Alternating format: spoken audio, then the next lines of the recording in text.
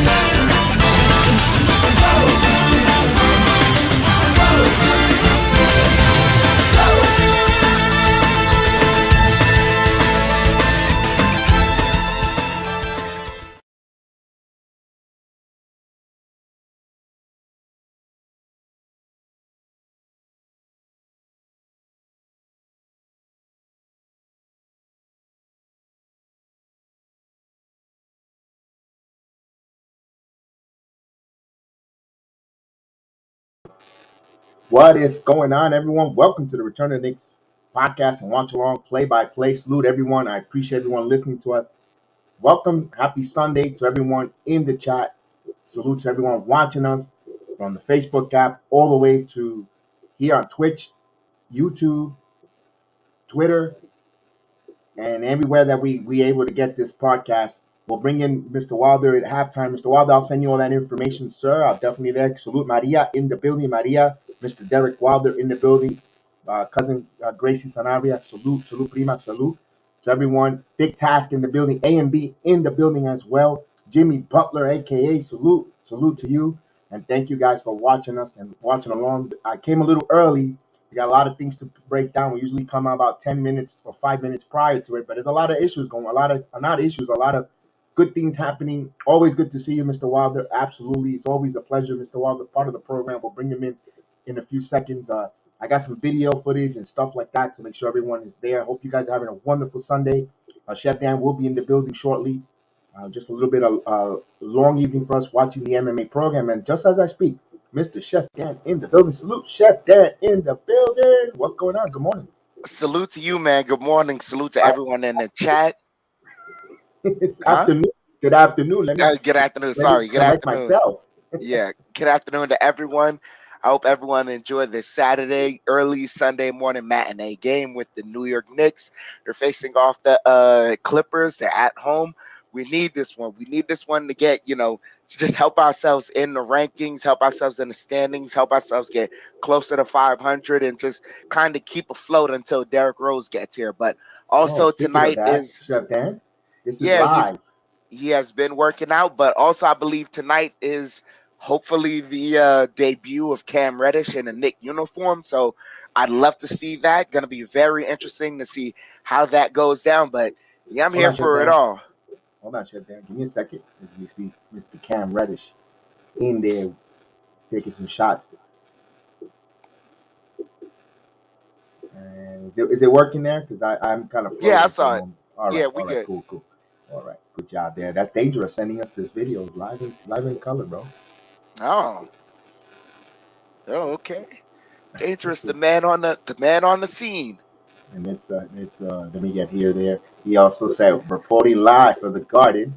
Mr. Dangerous. It was Kemba is dangerous. out. There it is.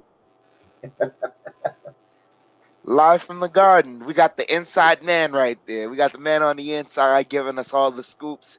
He's gonna tell us how the bench is doing, how how the teams look based on their morale and things of that nature. That's the guy on the inside right there for us. And I do have the starting lineups. But first, before I give the starting lineup, Chef Dan, let's hear a little bit of Tom Thibodeau press conference. Uh, Kemba's out, uh, and pretty much everyone. Nerlens is back. Yep. Yes, Reddish is available. Yep. So we heard from Thibodeau there discussing about Cam Reddish's play. Chef Dan, what's your thoughts on that? Yeah, he was just letting us know who's out. Noella's back. That's a good thing. He's back. He's actually able to play today, so that's a good thing. And Reddish is available. I don't know what reason that Kemba is out. I don't know if it's the knee or if it's just Tibbs sitting him down, but it's going to be very interesting. We saw that when Kemba came back, uh, RJ was not able to go off in his usual moments, and the defense was really suffering. I don't want to attribute it all to Kemba Walker, but I do want to say that when he got back into the lineup, that those symptoms came right back with the team. So he's out. I don't know if we start to find some continuity with him gone, but we got to see. I do have the starting lineups, by the way. Let me put the video up there so you see the starting lineup tonight. We got Burks is in the starting lineup for Fournier, Mitchell Robinson, R.J. Barrett, Julius Randle. So that's the starting five for the New York Knicks. I'll put that there in case you missed it. That's the starting lineups for the New York Knicks this Sunday afternoon. And for the visiting Clippers, I have also their starting lineup. They'll start Jackson, Coffee, Morris, Batum, Zabak this Sunday evening for Zubac. the Clippers. Zubac. I don't know too much about Zubac. Can you elaborate a little bit about him? He's a steady big man that the Lakers were supposed to have, but they traded him away to the Clippers for really nothing. He's not an overall world beating big man, but he's a guy. He's steady in the paint. He's not a stretch big by any means, but he has a nice hook shot. He's got good defensive ability. You can take him off the dribble every once in a while, but Mitchell Robinson is going to have his hands full if he thinks that Zubac is just one of those unathletic European bigs who can't find his way around the rim. He's still in the league, and he has he still has a career for that for a reason. Chef Dan breaks that down while Mitchell Robinson is warming up there. That's why we love this. We break it down there, and this is what Chef Dan and always bringing the recipe for victory for us. So Chef Dan, as he cooking it up, and you see the live footage, video footage, I love it, Chef Dan. Most definitely. Um, is there anyone on the Clippers that you see on a lineup that you feel we need to be worrisome of? You know what? You know the one guy that scares me, and I know you're gonna laugh. It's Paul George, Mr. White Falcon. Where are you, White Falcon? You'll be waiting all season for you, my man, Mr. White Falcon, calling you out from the chat.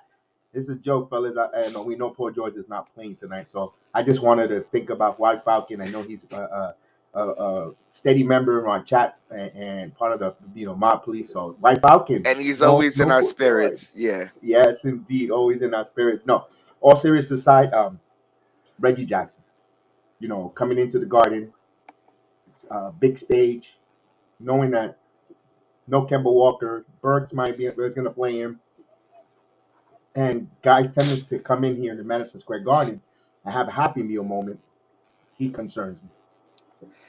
If he's your happy meal moment that concerns you, I'm not mad at that. My happy meal moment that concerns me is Amir Coffee. I've been watching the Clippers versus the Nuggets, and both those matchups, every time that they faced them so far that I've seen them in the two matchups, have been very, very tough. They've played the Nuggets tough, and the Nuggets have been a team that has consistently embarrassed the Knicks. So I've always watched that to see how they played them, to see if we could maybe learn something from that.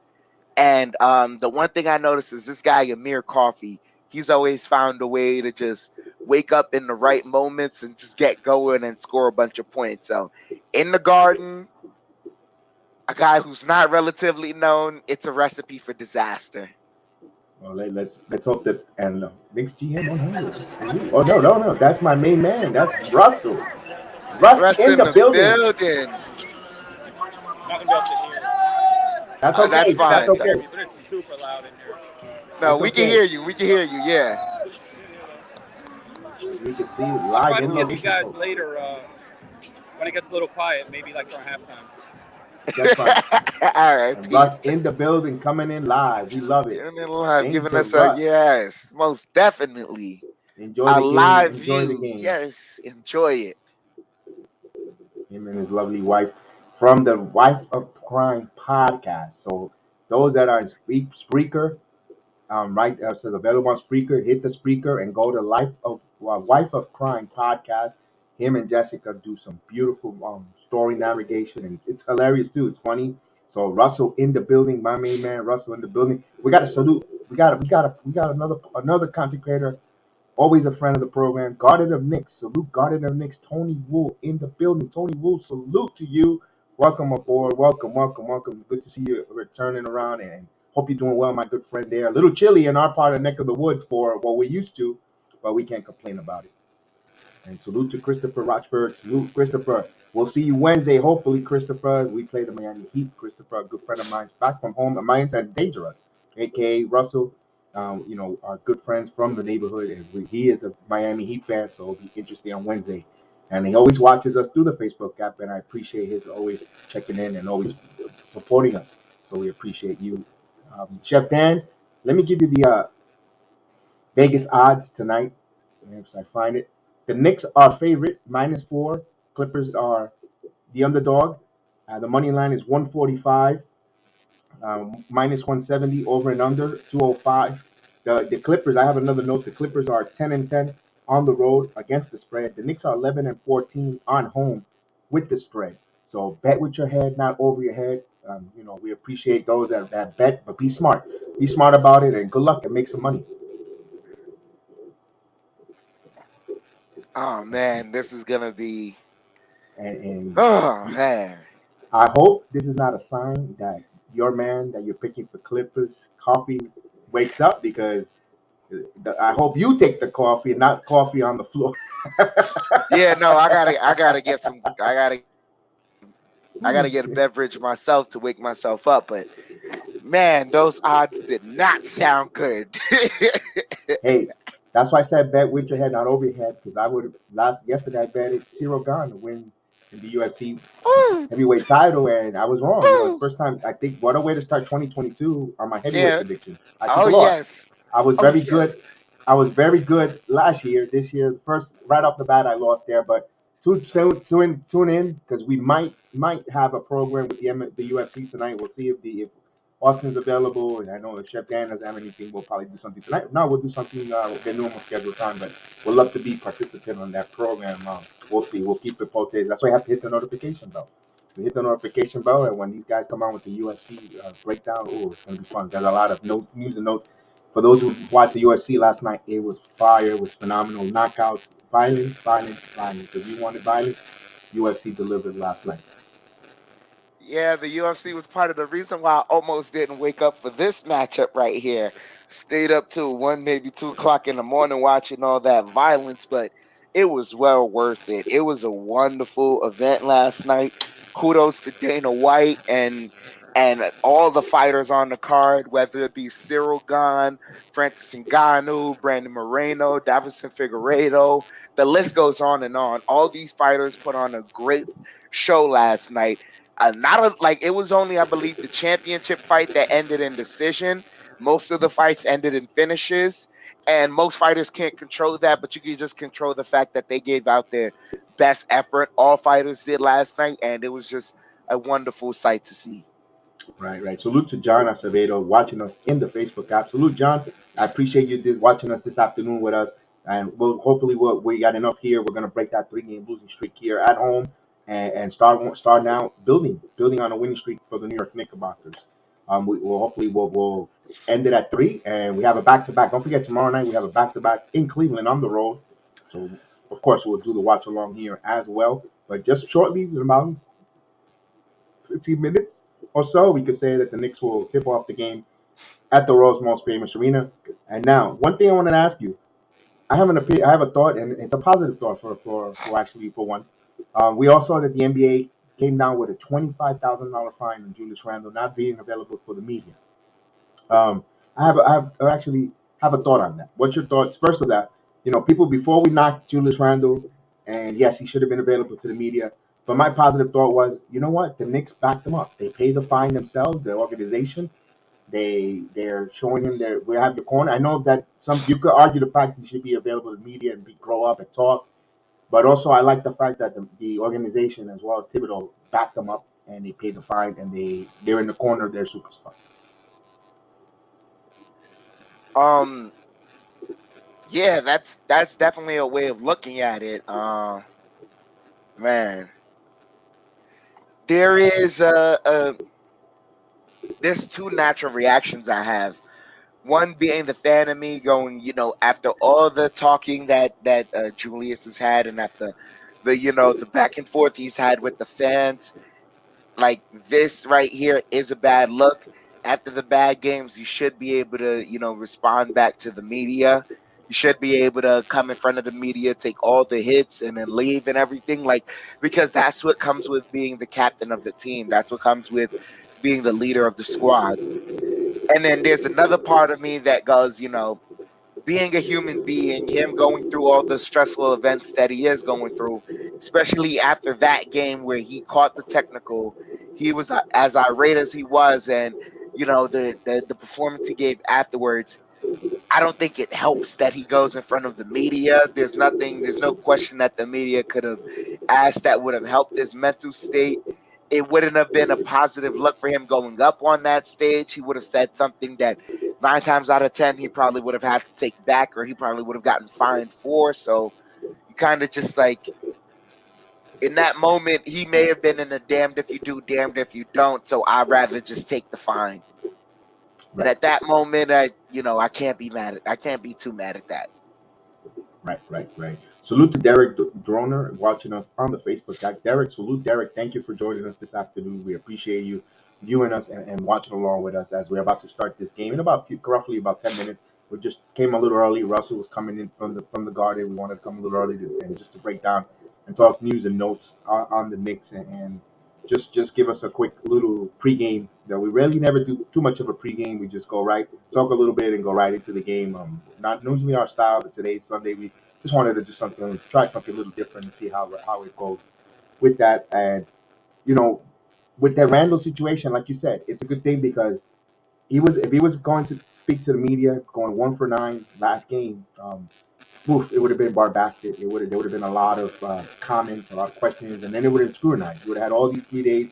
Remember, there was 3 days between the last game to now, and there would have been so much dissection of every little comment he meant, and what he meant. So there's hidden messages, encrypted, and right now it's silent. He wasn't available, and there's so much scrutiny and so much talk. You even got some of the journal the columnists going on other platforms and saying that and planting the seed that there's what you call it, they're not on the same page, management and at all up in front office and coaching, which is a asinine statement. Although I think that's just throwing chum out in the water just to get us rowdied up because they would have not and added to this team, giving up a first round pick in Reddish, trying to make this team better, bring players to fit the system, fit the narrative, and they would just punt it. And my question, if they weren't going to be on the same page, they would have punted the season,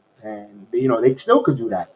Trading them are still around the corner, but it doesn't look like that. They're adding depth to build something. So I think it's all hyperbole, nonsense, and watch out. Don't be sheeps, guys. Be smart.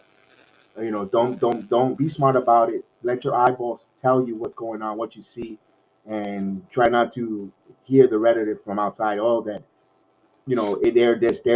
there's what you call it, division and not liking, and I still think why the proof is in the pudding, because the Knicks were down and they keep fighting back, regardless they're low in talent and substitution patterns, and you might get frustrated with Thibodeau, but the players are still playing their rear end for them. It's not to our liking, but they're still out there and they're backing their coach out, and you see the coach backing the players up, and no one's been thrown under the bus, no one's being attacked, and that's why we have to keep our head up and not fall for the not be sheep to be led down narrative of this coach is not getting along with certain players. I don't think so. I think they like each other. There, you saw it from last year. This team played. They were a lovable team. They were a likable team. They play hard. They play strong. Right now, just things are not falling right now. You got injuries. You got certain situation, and trying to fit players into a lineup that might not fit, but you don't see. Well, I'm dealing with what I got in my roster. You don't hear that. You hear that we'll work it out. They're professionals. They're gonna get it. We'll get it right. We'll get it going on, and they're doing it. And so, guys, just keep the narrative on that open mind. I don't think they're tanking. I don't think there's any discord or dislike. It just doesn't fit right now. Yeah, exactly. The narrative doesn't fit at all. It's just it's a rough patch right now. And these are the moments in the season where your culture gets tested as a team, and what did they build last year, is that sustainable going through this year? Can a lot of those pieces that stayed from last year help keep keep that culture intact through this year and bring it on through next year? And what are they going to learn through this year? But also, you see, going through with Randall. Another thing I noticed that with this team, I know a lot of people wanted him in front of the media, me too as well. But there's also a side that I'm watching. Like, the team is, sometimes they tell us things without telling us things. And with Mitchell Robinson and RJ Barrett both coming into the press conference, and the first thing they want to say is the first thing they want to do is tell Mark Berman to relax. Mark Berman has been known to, ask questions to stir up the fishing pot and things of that nature, especially when he sees an athlete aggravated. That's his moment to attack. So knowing that you have a guy like that who's going to be in your media, who's going to be in the media availability consistently, maybe it was best to keep Randall away. And just being smart and seeing that, I I don't disagree with them at all, keeping him away from Mark Berman, because Berman has been known to fish. Exactly. Salute to the closer, Jay Boogie. Salute with three capitals. Salute my main man, Jay Boogie. I hope all is well, my friend. I hope you're doing well. And we thought about you, we're thinking about you, Jay Boogie. So salute to you and our Sarge in the building. The Sarge in the building. Salute Sarge in the building. It's always good to see Sarge. Always puts a smile. To see that name always in the chat. So salute to you, Big Sarge in the building. Yeah, that's why I said let's not be sheep. He tried to go. He couldn't get into through that channel. So he's using another platform, another way of just I don't know why because you weren't available to speak with a player. Just that's why you see the players. RJ Barrett trolled him. He came out and said, "Relax." I should have uploaded the video, the footage when Berman came on and spoke with him. It's just come on, man. You're turning out to be a Manish Mater, and you know what happened with Manish Mater? He no longer covers the Jets, and be careful. That's all I gotta say. Yeah, Berman has to be very careful. Sometimes he might end up cutting off the sources, and next thing you Yep. know, they might feed him false information and things of that nature just to make him look crazy. Yeah. So we got to be careful with that. With Mark, with not just him, all the other. Well, hey, I know they're the insiders and we want to grab the scoop, but the eyes still say something from what we see. So it's you can't then we must be all blind. But we're getting ready to almost start the game here, so we'll salute there. Anytime, Mr. J Boogie, no problem. Appreciate it. So let me ask you this: 3 game losing streak stops. It needs to. I don't know if it does, but It needs to. We really need to. I especially being at home, losing streak at home. It just doesn't sound right. It don't I feel right. It don't sound right, and we need to end it. I think they'll win tonight. I think they'll win today. They'll win this afternoon. I think we'll have a good effort. We'll be pleased. I think we'll do it. I think we'll win today. It won't. Of course, it's going to be a cardiac Knicks style, but I think they'll pull this victory out. I think they'll just tonight is they're going to show they want it just a little more. I just feel it.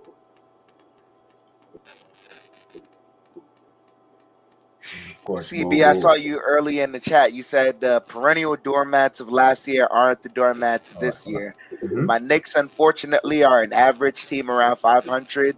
There's a need for additional talent. Yes, be patient with this team. Part of that, yeah, but then the other part for me, really, that be civilized. Salute to you in the chat. We do have to play for each other at home, but I think the other part too was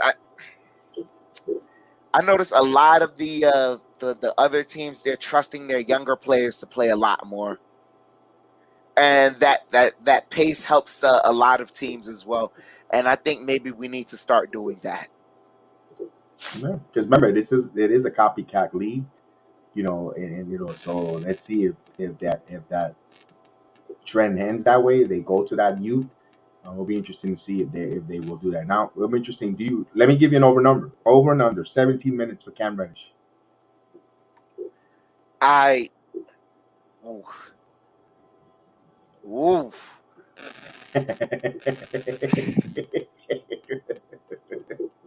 I love to stump Shav Dan once in a while.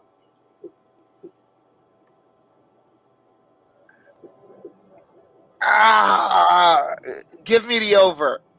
You take the over. What about you, chat? I should have put that as my chat question. I apologize. Just like you said, I got up. We got up. We watched the MMA fight late. Went to service. Start the stream. So Cam Reddish plays 10 minutes or less. So G-Man is taking the Take under on 17. strong under. Okay. Okay. So that's okay. I wouldn't be surprised with that. We're talking about Tibbs. I could hear him laughing. I could hear you laughing all the way from Tampa, my friend, when he said that. And then of course, it's Sippy Cup Sunday.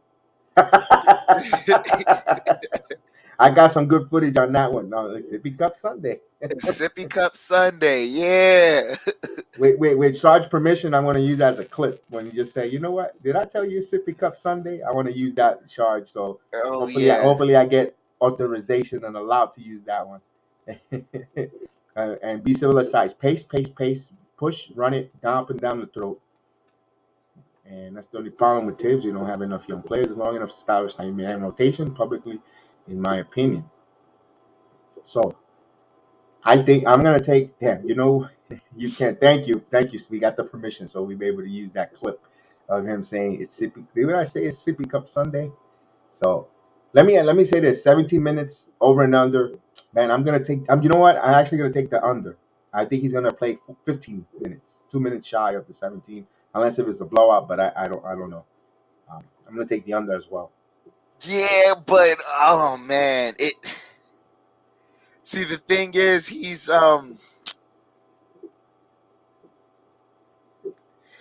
still fight. Like if Evan Fournier shows a disgusting approach on defense today, this is what I'm banking on, which is more than likely to happen.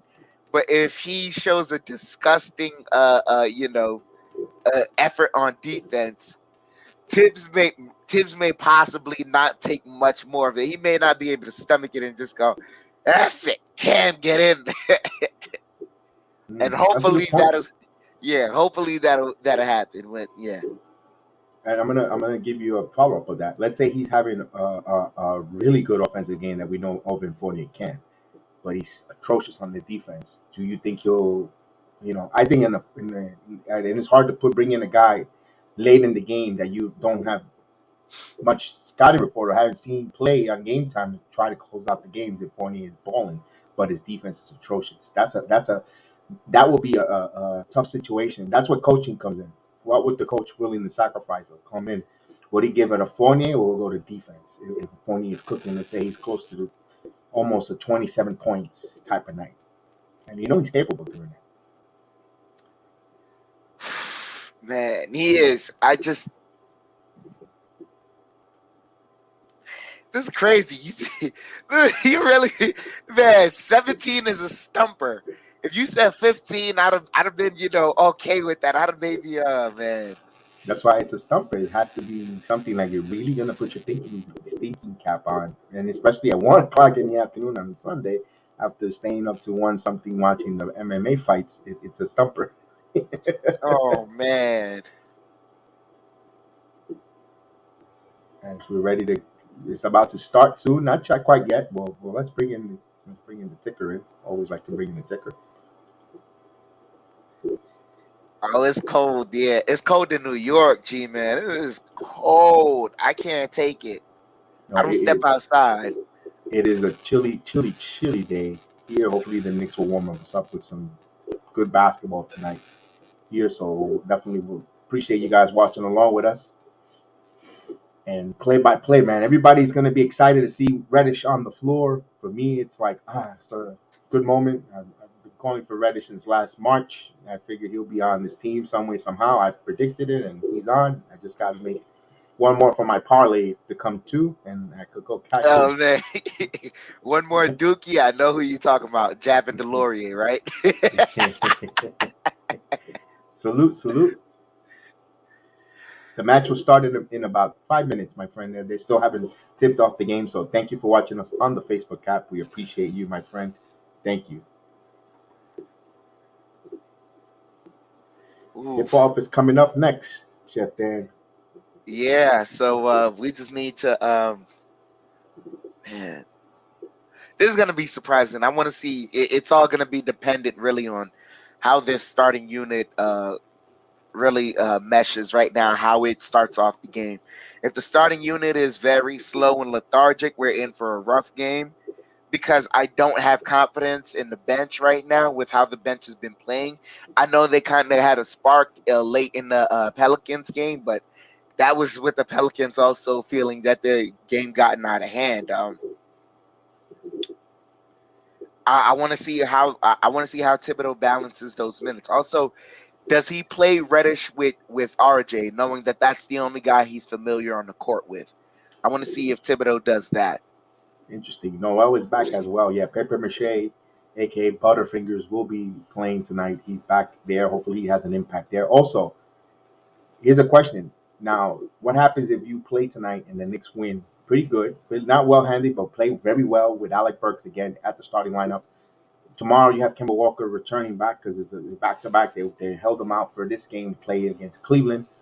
Do you insert Kemba back in the starting lineup, or do you have to just think of? You really have to think about Burks going forward as a starter, and maybe Kemba Walker will have to come back and play the Derrick Rose role off the bench to try to unlock Obi Toppin as well as Emmanuel quickly. Maybe that's another look. Maybe that's something that they got to think about going in the future. If Rose comes back, then you worry about crossing that bridge.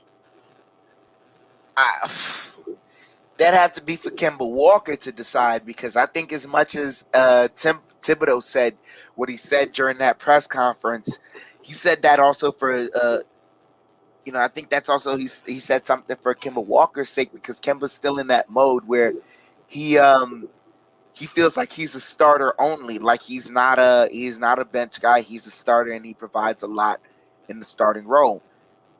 Kemba, I think he oddly as it is, man, he should be taking his cue from Derrick Rose completely in the fact that Derrick Rose sees that I don't know, Derrick Rose can start for a team, but it's better for him to come off the bench and attack those bench units. A lot of bench guys can't stay in front of Derrick Rose, but also he provides something for the team, something positive for the team. It all depends on how Kemba Walker sees himself as a basketball player. Right, right. That's a really good statement on that one. How does he see? We'll see. We'll see there as we'll get ready to tip off here the game. Marcus Morris Sr., Batum, Tabak, Coffee, and Reggie Jackson are the opponents for the New York Knicks. Chef Dan, you want to do the first call? Or you want? Oh, the coffee's kicked in. Your call. I always like to defer to you. I'm gonna start off the. You know what? Yeah, I'll start off the first quarter, and Okay, I'll finish off with the fourth. you got it.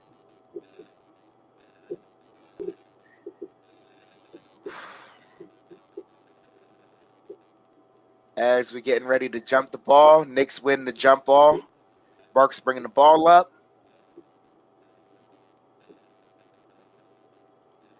Gets it to Randle. Randle. Oh man, turnover right there as he was running through a head of steam. Clippers, Marcus Morris on the block, kicks it out Batum, back to Morris. Morris rises, misses it. Randle with the rebound. Knicks bringing it up, gets it to Fournier. Fournier curling, gets into the paint. Layup is blocked by Zubac.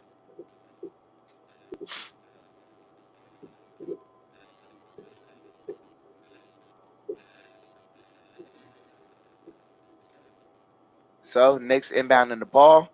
They get it to Barrett. Barrett and knocked out of bounds by Batum. Clippers playing tough defense right now. Barrett gets it to Randle. Randle dribbling.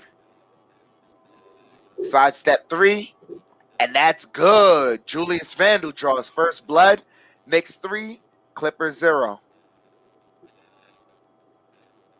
They get it to Coffee. Coffee to Batum. Batum to Zubac. Zubac. Nice hook shot over Mitchell Robinson right there in the paint. Scores 3-2. Knicks have a 1-point lead. Burks gets it to Robinson. Robinson dribbling, gets it to Fournier. Fournier for 3. And that's good. Pepe Le Pew for 3.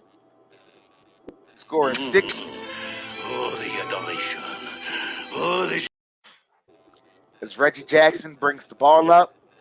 He's driving in the paint, kicks it out. Batum fakes the 3, now takes it, misses it. Barrett with the rebound. He's pushing the ball up the court now. Clippers get back in defense. Barrett takes the screen. Floater. Mitchell Robinson doesn't get the putback. Clippers with the rebound. Morris bringing the ball up. Kicks it out to Jackson. Jackson almost fumbles it. Gets it back. Ooh, nice move right there. And Zubac with the offensive rebound. Nope. Fournier gets it over to Randle. Randle bringing the ball up now. Randle with the screen. Fix the 3. Over to Barrett. Barrett for 3. And that's good. R.J. Barrett. The score is 9-2. 9:40 here left in the first. Jackson bringing the ball up. Gets it to Zubac. Zubac turns it over. That pass was too hot. 9:30 here left in the first. Burks bringing the ball up. Gets it to Robinson. Robinson to Randle. Randle takes the mid-range shot, and that's good. So 11-2. Knicks have a 9-point lead. Jackson bringing the ball up. Jackson kicks it out to Coffee. Coffee to Zubac. Zubac gets fouled, and the hook shot is good. So he's heading to the line to complete a 3-point play. Robinson says it's his fault right there as he let Zubac get position. Zubac looks a little bit like a Paul Gasol or Marc Gasol actually from He's got far away. nice touch. Yeah, he's got nice touch around that rim. As he converts on the free throw shot. Scores 5-11. Knicks up by 6. Burks bringing the ball up. Gets it to Barrett. Barrett curling. Driving to the lane. Lobs it up to Robinson. And Robinson slams it home. So Robinson establishing himself in the paint as well. We like seeing that. Scores 13-5. Jackson dribbling. Kicks it out to Batum. And, knocked out of bounds by Barrett.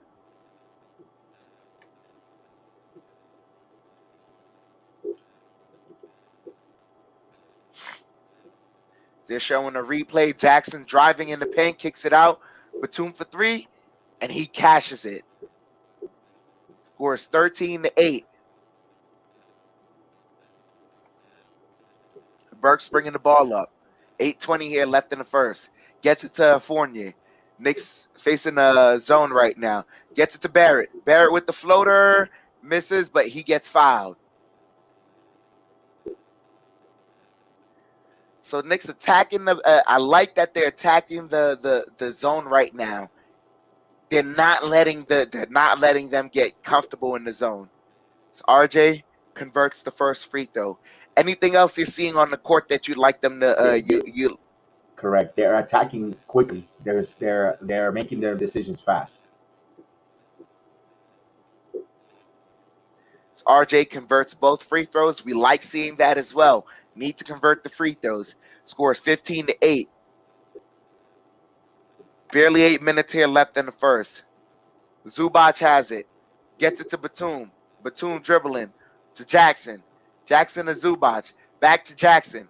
Jackson driving. Steps back. Takes the mid-range. And that's cash. Excuse me. Scores 15-10. Knicks have a 5-point lead. 7:44 here left in the first. They're facing a zone look again. Fournier penetrating. Kicks it out to Randle. Randle to Barrett. Barrett driving. Kicks it to Fournier. Fournier to Burks for three. And that's good. Alec Burks for three. 18-10. Jackson has the ball. Kicks it out. Batum for three. And that's good. What a buffoon. 18-13. Burks bringing the ball up. Burks gets it to Randle. Randle driving. Takes the mid-range. Misses. But Robinson cleans it up. And the foul. Salute Miles. Salute Miles. Salute to also Jason. Salute to everyone. Jason Martino of Knicks Yankees all day, and also my main man Miles. Bird. Salute guys.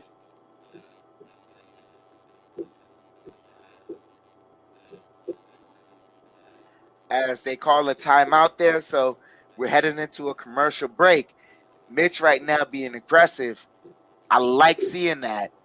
We got Mitch on the board right now. As far we got him on, we got some points from him, and that hopefully that gets him a little bit more active, gets him staying on his feet against Zubac, and that eliminates Zubac as an offensive outlet for the Clippers.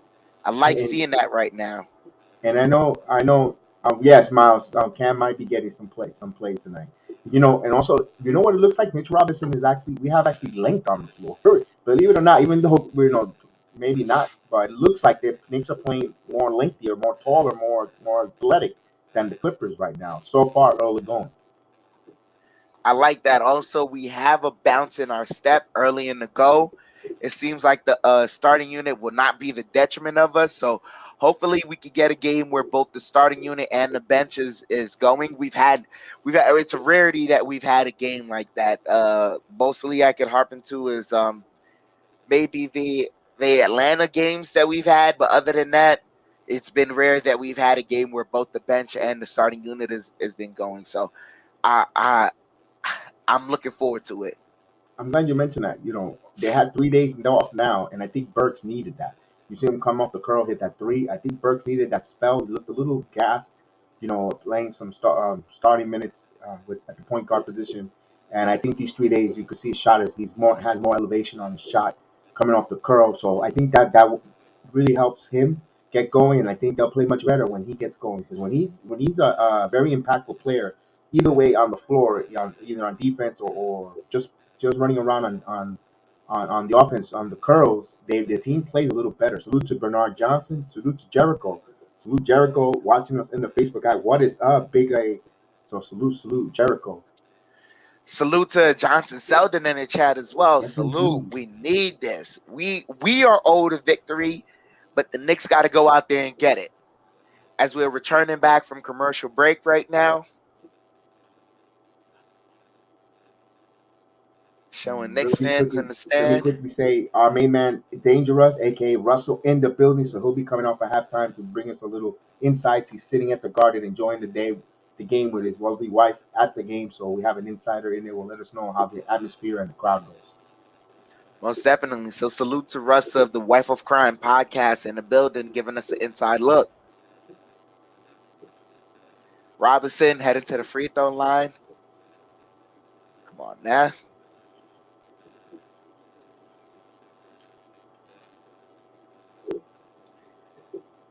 He's taking a sweet time. Put a little Giannis Dribble, on there. dribble. A little Giannis there. He'll go get a hot Yep, dog and a snack. Marie yep. Matthews. As he missed the free throw, Clippers bringing it up. Coffee has the ball on the curl. Gets it to Zubac in the post. Zubac double team. And a turnover. And Burks down the lane and gets the layup. Nice move right there. 22-13. 6:28 here left in the first. As they kick it out to Kennard. Batum for three. He misses it. RJ gets the rebound. He slows it down as he's in transition. Everyone got back on defense. They're face guarding Julius. You got to drive.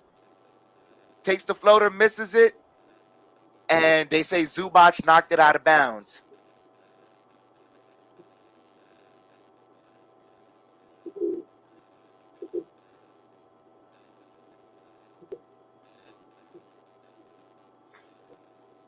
So Knicks inbounding the ball. They get it to Fournier. Fournier's caught in the corner. Ooh, front rim misses it. Kennard running down the line, down the lane. He brings it back out to Zubac. Zubac, hook shot in. Quick attack right there. 22-15. So RJ has it. He's dribbling. Spins around. Ooh, misses the shot. But Mitchell Robinson there to clean it up, and he gets fouled by Zubac. So Mitchell Robinson heading to the free throw line. I think that's 2 fouls on Zubac. Am I correct? That should be. Ooh, Mitch Robinson holding his lower back.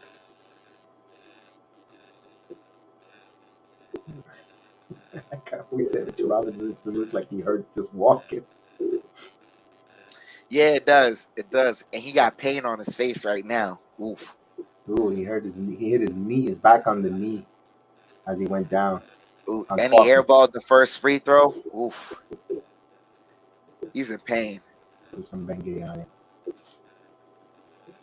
Ooh, what an air ball. Ooh. Yep.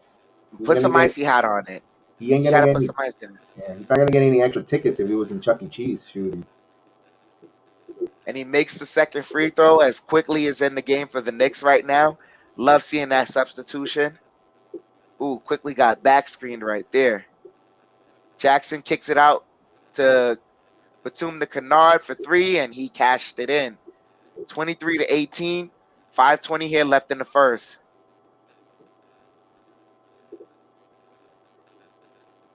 Fournier getting defended. He's in the paint. Kicks it out to Randle. Randle driving now. Takes the mid-range shot. Hits the back of the iron. Kennard bringing the ball up. Takes a step back three. Misses it. Randle with the rebound. He's bringing the ball up. Gets it to Robinson. Robinson to Randle. Randle dribbling. Driving to Robinson. And Robinson, ooh, missed the dunk. Quickly gets the offensive rebound. Randle for three. And he cashes it in. Julius Randle. Let's go, Big 30.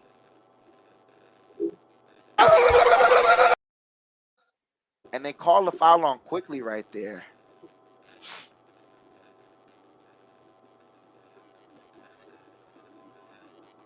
Is it one of those debit swipes? 26-18. Yeah, it's one of those. Hmm. As Noel comes into the game, as they have Serge Ibaka in the game for the Clippers.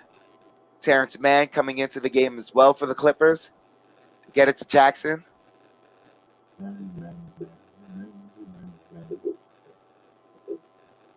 Jackson gets in the paint, kicks it out to Terrence Mann. Mann step back, fading away, got the shot. Man, 26-20. Just quickly brings the ball up, gets it to Randle. Randle driving, has man on him, kicks it out. Barrett for three, and that's good.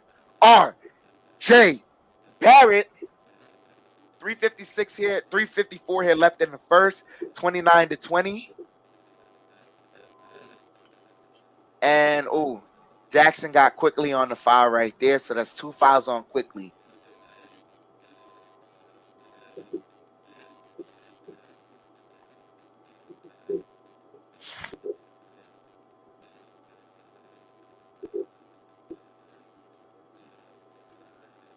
As the Clippers are inbounding the ball.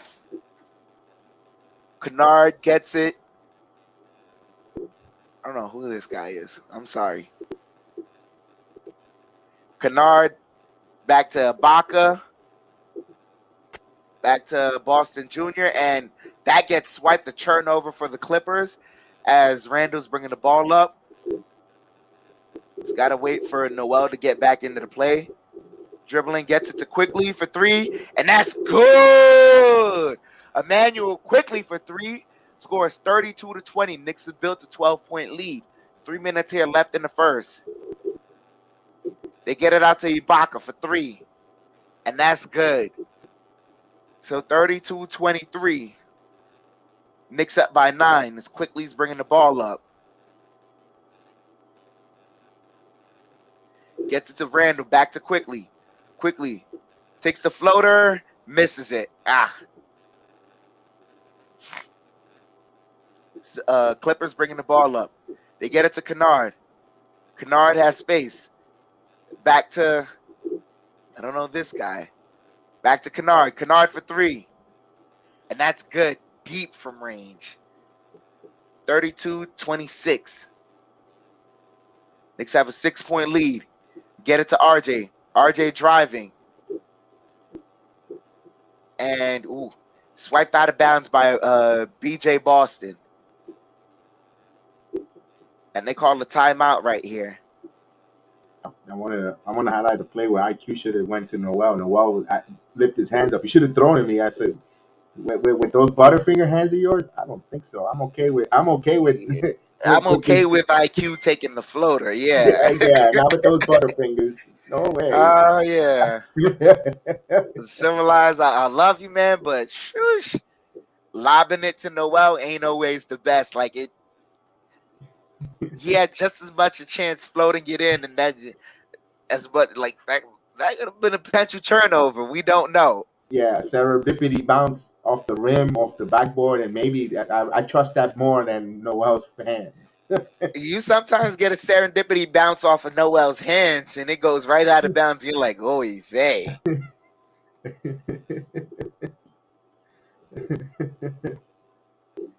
Yeah, I just, no. What's up, Calvin T. Jones in the building? Salute. Salute. He's having double duty shut down. He's gonna be watching the Knicks get this victory, and he's hoping for his Buffalo Bills to get the victory too tonight. Later on this afternoon. Oh man, salute to you, man. Hope everything goes well with your football team, brother. I know a team that's not playing though today. No, they're not. Which team is that? How about them Cowboys? How about them, man? How about them Rangers though? You saw them? Man. Down 3-1. No, was it down 2-1 or 3-1 against the Cyclones. Coyotes. Against the Coyotes, and they just 6 goals unanswered. Kreider with the hat trick. It was lovely. Kreider on the spot, baby. With the hat trick and the Rangers are cooking. Man.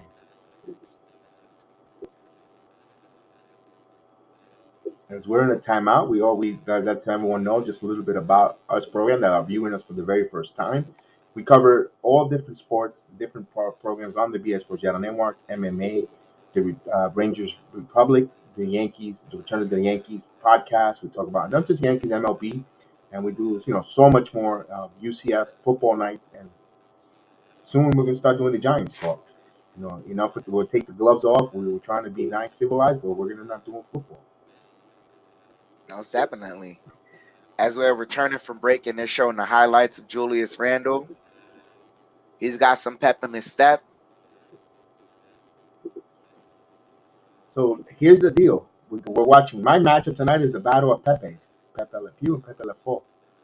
Batoon As Randle gets it. Sorry, no, go 2:18 here ahead. left. He gets a screen. Sidestep, kicks it out to Quickly. 4 on the shot clock. Grimes fakes it. And they call what? They said he stepped out of bounds.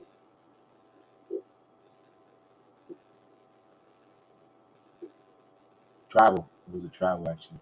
Okay. Grimes travel. So they get the ball. I don't know who this number 12 guy is. Boston shoots the 3 and connects on it. 32-29. Knicks got to shore up on the defensive end. Randle has the ball. He's curling. He's driving. Kicks it out. Grimes for 3. And he's way off. And the Knicks come up with it. Quickly for 3. And that's good. Emmanuel Quickly for 3. 35-29. And stop the 9-0 run by the Clippers. Most definitely. Is this guy number 12 has it? I don't know who this guy is. I'll get him for you, Chef Dan. Yeah. I'm working on Number him. 12 is dribbling. It's Eric Bledsoe. Dribbling. Oh, that's Bledsoe. Okay. Ibaka gets it, floats it up, and that's good for Ibaka. So high-scoring event right now. Both teams score over 30. As RJ has it, he's dribbling in the paint. Right under the basket. Nice move. 37-31. Terrence Mann gets it. He's curling. He's dribbling top the key now near the Knicks logo. He's driving, loses the dribble, gets it out to Bledsoe. Bledsoe calling for a screen now. Bledsoe dribbling. 5 on the shot clock. Bledsoe gets into the mid-range, shoots it, misses it. Barrett with the rebound. 35 seconds here. Barrett has to slow it down. You can get a chance for a 2-for-1. Gets a screen from Randle. He's dribbling, gets it to Randle. Randle, step back. Nice shot from Randle. 39 points for the Knicks right now. 20 seconds. So Clippers are going to hold for the last shot. 39-31, 12 seconds here left. They're dribbling. Kicks it out, and that's a turnover.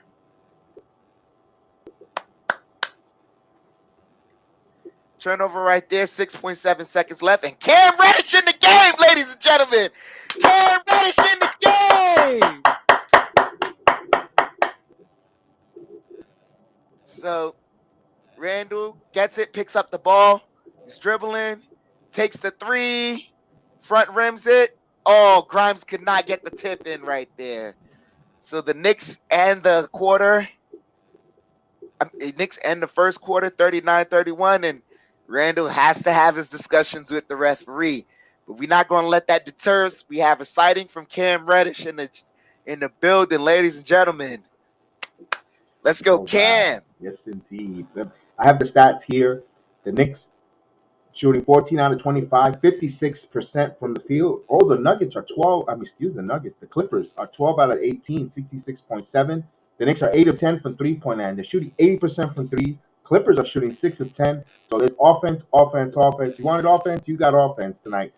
The Knicks are 3 of 5 from the free throw line, 1 for 1 for the Clippers. The Knicks are out rebounding the Clippers 12-6, 6 on the offensive board.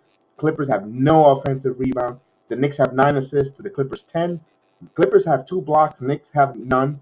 Knicks have 2 steals. Clippers 1. The Knicks only turn the ball over 2 times, while the Clippers 4. Knicks have 8 points in the paint to the Clippers 12. Now, the Knicks leading scorer for that it's the half is even by Julius Randle and RJ Barrett. Both have 10 points. Julius has 3 assists, 2 rebounds, 12 points. And RJ Barrett is opposite. He has 10 points on 2 assists, 3 rebounds, and 12 minutes in action. Pepe Le Pew, aka Evan Fournier, with 3 points, 1 rebound, 1 assist. Mitchell Robinson, 5 points, 2 assists, 3 rebounds in 8 minutes of action. Burks, 5 minutes of 6 minutes of action. Emmanuel quickly plays 6 minutes on the floor, 6 points, 1 assist, 2 rebounds. Pepper Mache, aka Nolan's Noel, 5 minutes, and he has donuts, bagels, and zeros all around. Cam Reddish came in for a quick second there. Quentin Grimes with 4 minutes of action and a rebound. And I will get the second half here once it gets started, and hopefully I could call the Knicks Cam Reddish's first bucket. What up, Dan? I want to thank you for picking the first quarter. I love you. Thank you so much. Man. Stranger Danger. Salute Stranger Danger. 80% from threes is getting it done. Randle doing a good job of drawing the defenders and kicking out. You know what? They scored 39 points, but of course, the other time when they scored 40 last 2 games ago, actually, that was a better half than this one. I looked like there was less, like it looked easy. Yeah, this one looked a lot easier. It seems like they, as long as they're committing to breaking down the defense, they'll get the shots. Second quarter, I am going to be 15 seconds, about 45 seconds behind from the regular. I'm actually 10 seconds behind Chef Dan tonight, and so we'll get ready to call the third quarter. So bear with me. I know that, Kelvin. I know I'm going to be a little behind. Just give it a warning as Bledsoe will bring the ball up here. Grimes on the floor. Cam Reddish is on the floor. Obi Toppin's on the floor. Manuel quickly. Oh boy, I'm going to explode with joy. And here's Bledsoe. Passes to Kennard. Kennard shoots, and hits it. So that old man hits it. He looks old, but he's not. Kennard shoots it 34-39 here. So just like that, it's a 5 point game. Toppin over to quickly driving, gonna take the shot. He rims front rim. Kennard comes up with the rebound. Knicks up by 5. 11-26 here. Kennard keeps his dribble, driving to the paint. He throws it right to Ibaka. Ibaka shots, hits it. So 36-39. Here's quickly. Back to quickly has the ball. Back to Toppin. Over to Grimes. Grimes back to Quickly. 11 on shot clock. Quickly driving to the paint to Toppin. Toppin back to Grimes. Grimes shoots, rises up for 3, and it's good. Quentin Grimes, the silent assassin, hits it from downtown. 42-36 here with 10:55 as Clippers bring the ball up. Grimes, Gretto over. Back to Ibaka. Back to Bledsoe. Bledsoe driving back. And here's a drive. Good job by Quickly closing out the paint. 4 on the shot clock. Stops. He puts up the shot. Air ball front of the rim. Here comes Reddish with the rebound. Cam with the ball in his hands. Cam driving. Puts it up. It's good. Cam Reddish with his first Knicks bucket. Welcome to the Knickerbockers. And here's Bledsoe driving. Turnover off of Knicks ball. Yes, indeed. So Cam Reddish taking it coast to coast. Athletic. Oh, baby. Athletic, energetic, can't stop the man. Can only hope to contain him. And Knicks will have it here on the turnover. As Quickly will bring the ball up to Toppin. Back to Quickly. Keeps the dribble. In traffic. He bounced past the Pepper Mache. Butterfinger shoots. It's good. Wow. Rare sighting. Butterfinger. Oh! Here's a drive. Bledsoe. Lost loose ball. Here's Quickly. Quickly starting the fast break. Quickly. Bounce past the Toppin. Toppin puts it up and he dunks it in. Obi Toppin with the athleticism. Yes, indeed. He uses the force. And timeout on the floor. Yes, the Knicks. Ooh, a running and gunning athleticism. Could it be that Cam Reddish is putting that athleticism, that jolt that the Knicks needed to get him out of neutral? Let's get it. Let's run those likes up, folks. Let's run those likes up. Indeed. Oh, baby. I'm watching that replay there Quickly. Bounce past the Toppin coming in. Oh, man. Kennard didn't want some of that smoke. No, indeed. No. Oof. And Marie Matthews on fire with the W. Be civilized with the whoo. The Obi is on fire. Yes, indeed. Let's smash. Let's swish it. Let's touch it, tap it, whatever it is. As long as we get that likes, let's run those likes up, folks. Damn, what you see right there, man. I Whew. loved it. Cam Reddish immediately aggressive to the basket, not settling. That's a good sign because now that they're gonna play him for the drive. Hopefully that gets him into the jump shot. That I love seeing his jump shot. Defense leads to offense. That started off with Nerlens Noel doing the things like, as much as we hate it when he's sitting in his offense or whatever, the things he provides on the defensive end can sometimes lead to offense. The way he poked out that ball, he's been known to do that. When you have a ball handler on Noel, he's not afraid of poking the ball out of their hand, and that led to quickly getting the ball right into Obi getting a slam dunk. I love it. This unit right here on the bench coming out from the bench. This unit I like. They have energy. We're not sacrificing Grimes' playing time for Cam Reddish's playing time right now. Those two can coexist on the court together. And man, this is just, I love it. I love what we're seeing right now. That's indeed. Koy Ponce. Salute Koy Ponce. Watching us in the Philippines. It is 2:42 in the morning in the Philippines on a Monday. Yo, thank you so much, Koy Ponce, staying up with us and watching us. That is dedication. You are a true Knicks fan there coming up 3 in the morning, almost 3 in the morning to watch this game. Salute, salute. We love that. Thank you so much. We appreciate you. Thank you, Philippines, also for watching us. We appreciate you guys. And this unit looks good. Just imagine when they get a Derrick Rose who pushes. Oh, oh, oh. That's going to be delightful as we return back from the timeout. And the Rat Pack getting some jolt. And Cam Reddish, all smiles coming off there. The 6'8" from Duke, 22-year-old. So this is a team that all fits in the timeline as we get ready to come inbound the ball. I appreciate you. Thank you, Marie. We enjoy having seen you in the chat with us, so we appreciate you. Appreciate the love, Marie. Thank you. Knicks up 48-36 here with 9:44 before half as they're going to inbound the ball. Kennard trying to find Knicks putting some pressure there, but they get the inbound to Bledsoe. So you got Grimes out there. Grimes also, you see him going to pick up his defense and play better. Here's a curl. And Noel Butterfingers had the ball lost, but back to the center. But Bledsoe 8 on the shot clock. Kennard rises up for 3, front of the rim, rebound. Noel. So Knicks playing some good of the perimeter defense. Here's Quickly. Quickly wants to feature Obi. Obi has a mismatch, but then went back to Noel, back to Quickly. Quickly still keeps his dribble, stops, and he got hit, foul there, poking the eye. Jose Herrera, salute to you from Puerto Rico. Puerto Rico, la isla del canto, con nosotros with us today. Salute, my friend. Bienvenido. Buenas tardes. As we're going to inbound the ball here. Cam Reddish will inbound the ball to Paper Mache Noel. 9-10 here. Noel back to Quickly. Drive it quickly. There was a lot of contact, and they're going to call a foul. Yes, they will. They'll call a foul. Noel drawing some fouls there, becoming trying to put some screen, and guys are fighting over the screen. He was a beneficiary of that foul. As Reddish will inbound the ball again to Quickly. 9 minutes and 5 seconds here before halftime. Reddish with the ball in his hands. Reddish rises up for 3. Oh, misses. Noel trying to save. Oh. Clippers come up with the loose ball. Here's Bledsoe driving, stops. Good job by Reddish, but he leaves Morris wide open for 3 in rhythm. Front of the rim, Reddish comes up with the rebound. Those long arms got that rebound. Johnny Timon salute in the building. Here's Quentin Grimes, rises up for 3. It's off the mark. Rebound Bledsoe. So 8:40. Here's Bledsoe driving. Good job by Quickly closing that out. Kennard passes it back. There's a pass in the wing, rises up for 3, and it's front of the rim. Loose ball, rebound, and they're going to call loose ball foul on Paper Mache.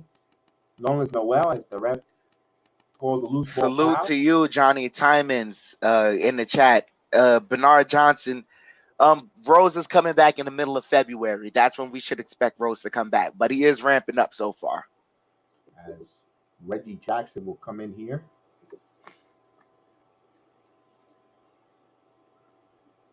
As they inbound the ball here, 13 on the shot clock. Jackson keeps his dribble. He's going to reset, looking for a high screen. Here's Jackson, keeps the ball. Good job by the Knicks. And here comes Grimes, and Reggie Jackson hits it right over Grimes. A tough shot there. He made it. So it's a 10-point game here with 8-10 as Quickly calls out a play. Looking over to Reddish. So it looks like they want to feature Reddish here. Back to Quickly. Quickly getting a screen from Toppin. Quickly in the paint. Puts up the floater to paper mache, but he, of course, he didn't come up with it. But they're going to call loose ball foul, pushing foul. So, wow, pleasant. CB, you like it's just as surprising to you as it is to me. It's odd seeing the referees blow the whistle for us. They must have received the memo from Adam Silver and company. As Noel's going to have a seat. Mitch Robinson coming in. Not bad. Paper mache, not bad. Played pretty good out there. Butterfingers Noel, not bad. As Quickly and Grimes will inbound the ball to Quickly. 13 on the shot clock. Quickly, top of the key. Mitch Robinson with a screen. Here's Quickly put up the floater, and it's good. Emmanuel Quickly with the floater in the paint. 50-38 with 7:40 before the half. As Jackson almost lost the ball there, but he keeps the dribble. He has a switch on Toppin. He wants to screen, but no. Morris, Reggie, one-on-one with Toppin. Crossover, back to Morris Sr. Morris still has Grimes on him. 6 on the shot clock. He's going to rise over Grimes, and he misses front of the rim. Rebound, Mitchell Robinson. Here's Quickly. Quickly wants to push. Quickly. But good job by Obi in transition. It bricked it. So that was a bad shot by Obi Toppin. Here's Morris.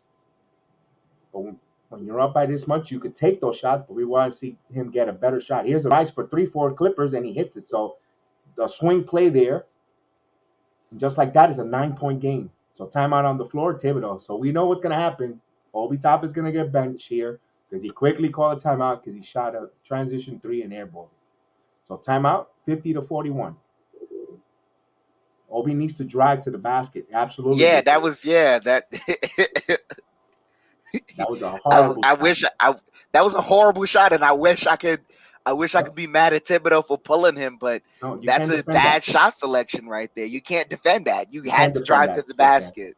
And look, everyone, pro transparent. I have Emmanuel Quickly and Obi Toppin. I love Obi Toppin. I'm not gonna no punches, but that was a terrible shot selection on my man Obi. He should have drove to the basket, and I definitely would love him to just try it and get to the paint, north and south. It's the same thing I criticized Julius Randle.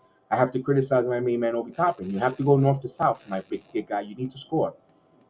And he wants to know, will Coffee play 30 minutes? Our agent is in the building, so let's first salute our agent in the building. Salute.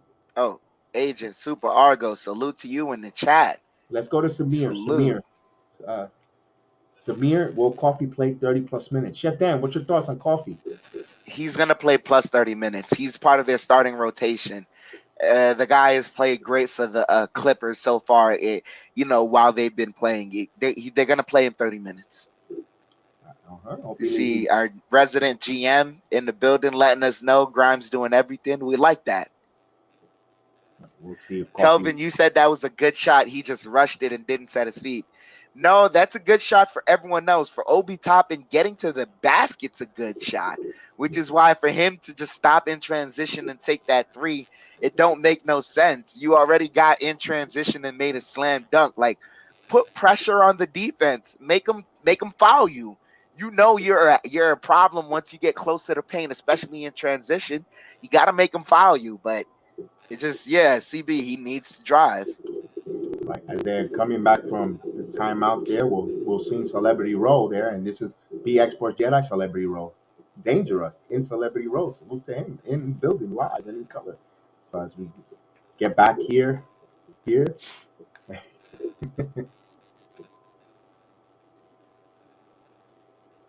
still in their timeout. A lot of young kids in attendance, usually with those matinee games. And they show the standings. The Knicks are 4.5 games out of 6th place right now.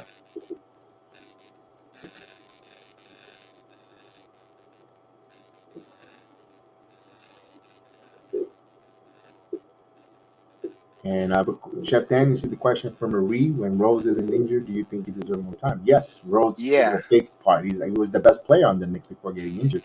As we inbound the ball here, and quickly, Knicks are shooting 53% from the field. Clippers are 59 on the road. Knicks. Here's Quickly. Quickly rises up for 3 and hits from the rim. Morris comes up to rebound. Not a good shot selection. Here's Kennard. Kennard wants to pull the pace. Here's Jackson. Jackson on for screen, going against Obi. Euro steps, blocked by Obi Toppin, out of bounds. So Obi Toppin rewarding Thibodeau for leaving him on the floor, comes up with a defensive stop.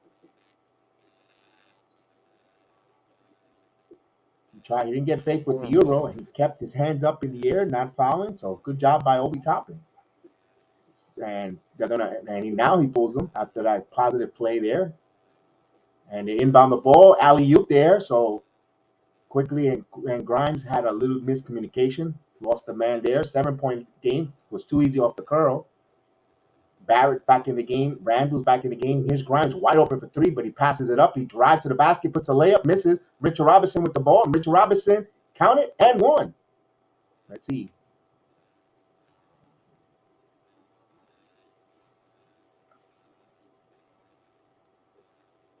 That was a 3-point play there. As they show Quentin Grimes, and beautiful, and he was just in the right place in the right time. Yeah, it should be a 3-point play. Mitchell Robinson will go to the line. Knicks up 52-43. 7 points from Mitchell Robinson, 3 of 5 from the field, and 5 rebounds. He shoots and he converts it. 3-point play there. 53-43. Knicks back up by 10 here with 6:20 before halftime. Here's Reggie Jackson. Good job by Grimes. And now he's picked up by RJ Bethune. Over, back to Jackson. Jackson has 10 on the shot clock, gets the screen, passes it. He's a drive, puts up the shot. Good job by Grimes, and he one and done there, contesting that shot. Here comes Julius Randle. Randle over to quickly, driving, quickly stops, quickly backs to Grimes, catch and shoot from 3. It's good! The silent assassin from downtown. 56-43 with 5:45 here before half here. So Knicks are shooting 10 of 17 from 3-point land. They want to feature Morris on Randle. Former teammates. Here's the backing in. Good job by Knicks. Here's around the court. He step back 3, and he misses, and he tried to sell the foul. Ref didn't call that. Here's Grimes. Finally, some refs that have some good eyesight. As Quentin Grimes over to Mitchell Robinson. Mitchell back to quickly. 13 on the shot clock. Randle wants it. Is calling for it. But Randle now gets the top of the key here. Here's a double team. And they cause him to turn the ball over. Here's a fast break opportunity for him. And Quentin Grimes wraps up. So good job there stopping the fast break. Is that man strapped there, number 4? That's BJ Boston. Oh, okay, Boston. That's why I couldn't. I'm like, what? I couldn't see his net back of his jersey. So it is Boston. So I apologize. So Boston will go to some free throw lines here.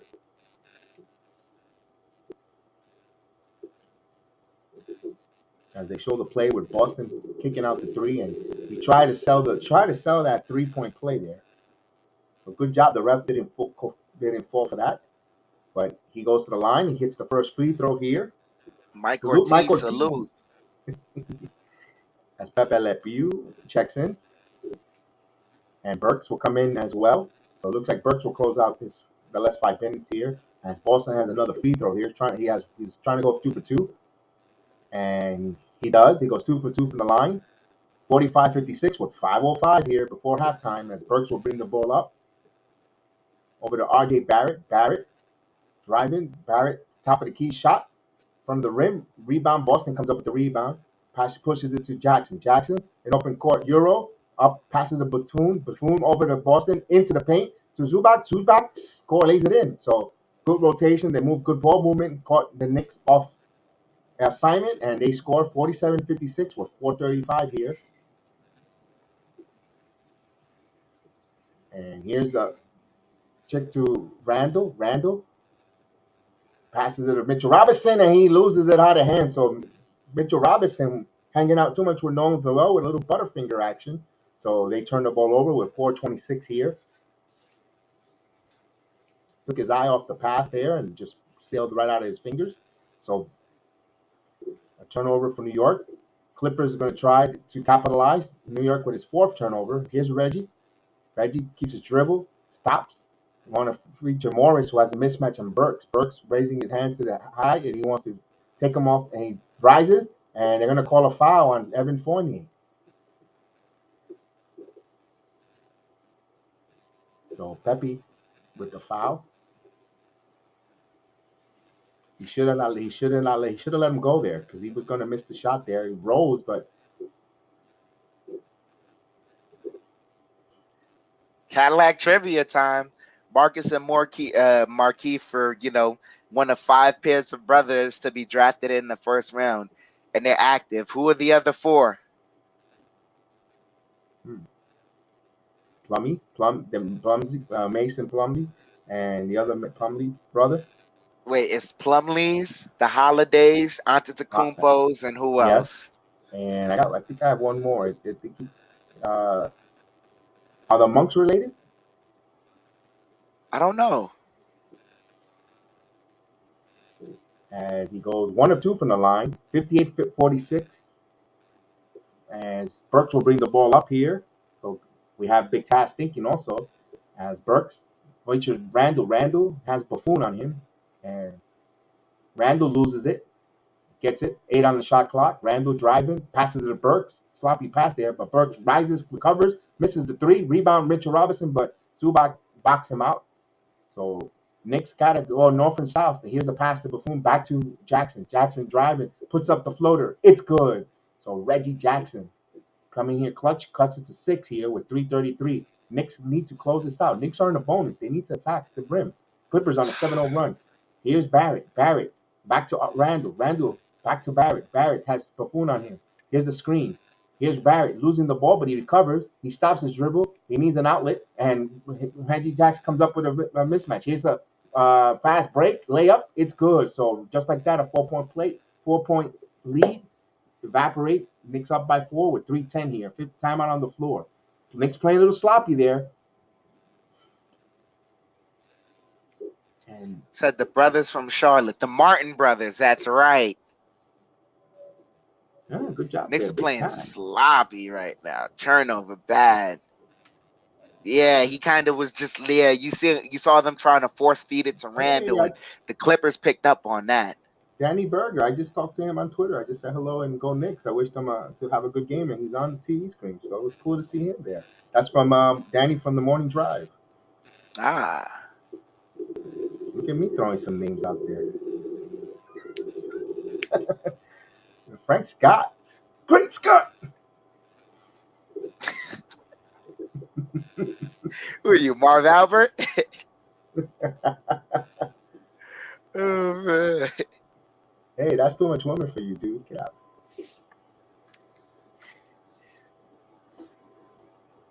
They're showing the crowd in the stands. So hopefully we see some dangerous, man. We got dangerous in this.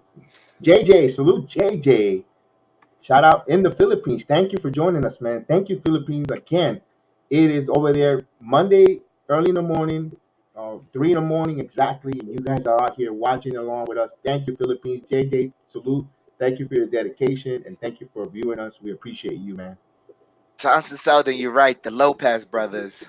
Ah, look at that. Hey, the Lopez brothers. As they inbound the ball, Burks.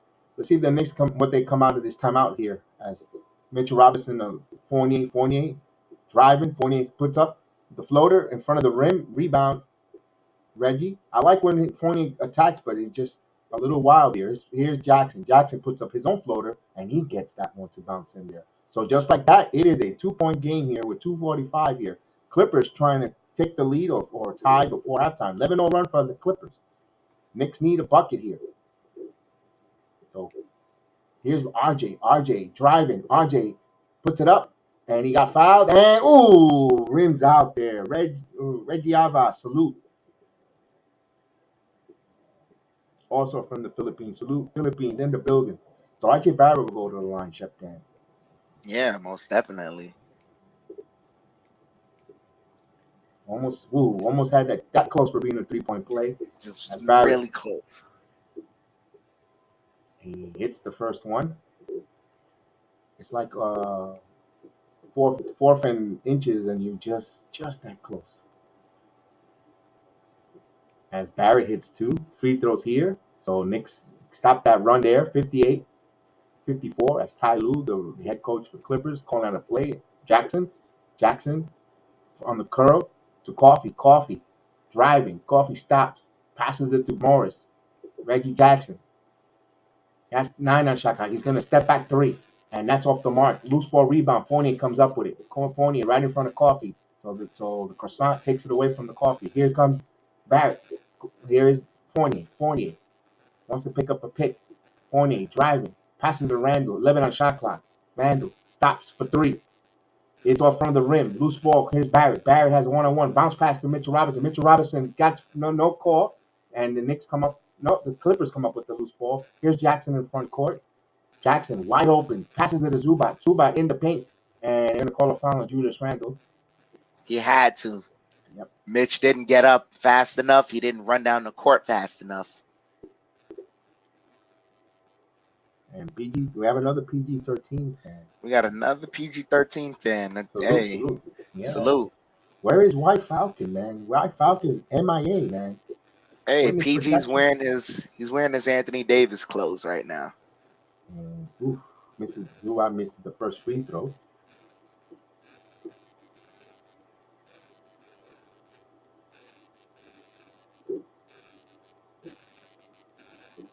And be civilized. We'd love to have both Fournier and Randle sit on the bench.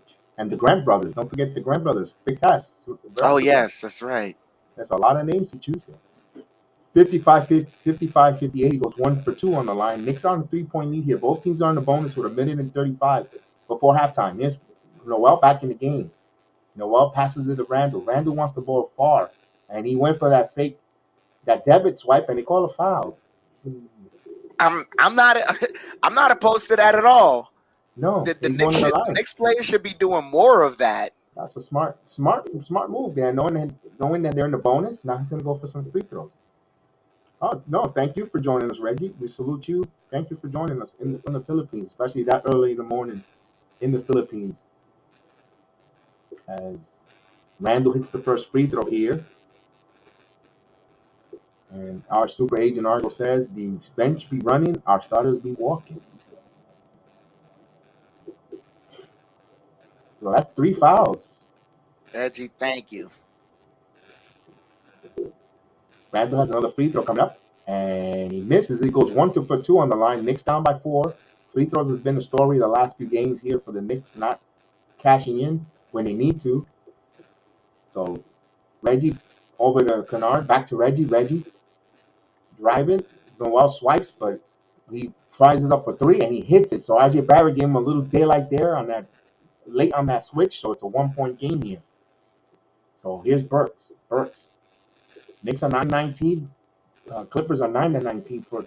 Here's Pepe. Pepe driving. Pepe puts up the floater and he hits it. So Pepe that's huge. Oh, the adoration. Yes, indeed. And the Franz and Mo Wagner. Good one there. Man, the chat is on fire tonight. So I love the audience participation.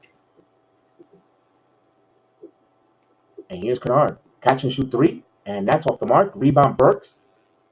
So 45 seconds. Burks pushes to RJ. RJ all alone. RJ puts it up. RJ Barrett hits it. 63-58. With 40 seconds here before halftime. Reggie Jackson. 14 points for Barrett, 4 of 8. Reggie Jackson rises up for 3, and he hits it just like that. So Reggie Jackson hitting some clutch shots, 61-63, 2-point game here. As Burks will bring the ball up. There's a difference between 5 seconds with shot clock, game clock. Almost turned the ball over. Here's Noel. Back to Burks. 10 on the shot clock. Alec Burks driving, stops. Back to Fournier. Fournier driving, stops. Back to RJ. 3 on the shot clock. RJ has to rise. He puts up the 3. It's good! 3-pointer! RJ Barrett from downtown. Yes! 66-61. Final shot of the quarter. Reggie Jackson. Poked away from Noel. RJ comes up with the loose ball, and was there a foul call? Let's see. It says the clock shuts off, and he's trying to find out if there's a foul call. RJ's calling for a foul there, but it might be the end of the half. Let's see there. Should have been a foul. Yeah, whatever. No, he was chasing a foul. He should have been called for traveling then. But we come to the half, Chef Dan. Good first half of the Knicks, 66-61. I'm sorry, give me one moment. There was just some.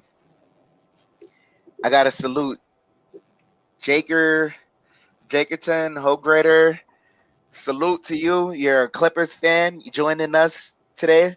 Salute to you, man. Jaker. Yeah, but yeah, that Should have been a foul call on the Julius play. It should have been, quite possibly could have been. But yeah, we're having success right now. The Knicks are playing very, very good. If you want, let me give you the stats on the half right now. Give me one moment. The Knicks are shooting 24 or 49, 24 or 49 for 49% on the field, while the Clippers are shooting 23 of 39 for 59% from the field. 3-pointers, the Knicks are 11 of 21 for 52%. The Clippers are 10 of 21 for 48%. Free throws, the Knicks is 7 of 10 for 70%, while the Clippers are 5 of 7 for 71%. Knicks are out rebounding them 23-16. Offensive rebounds, out rebounding them 8-0. Assists, they have one more assist than us, 17-16. We have 4 steals, they have 3. They have 4 blocks, we have 1. They have 7 turnovers, we have 5 turnovers. Points in the paint, they have 24, we have 18. Second chance points, we have 15, they have 4.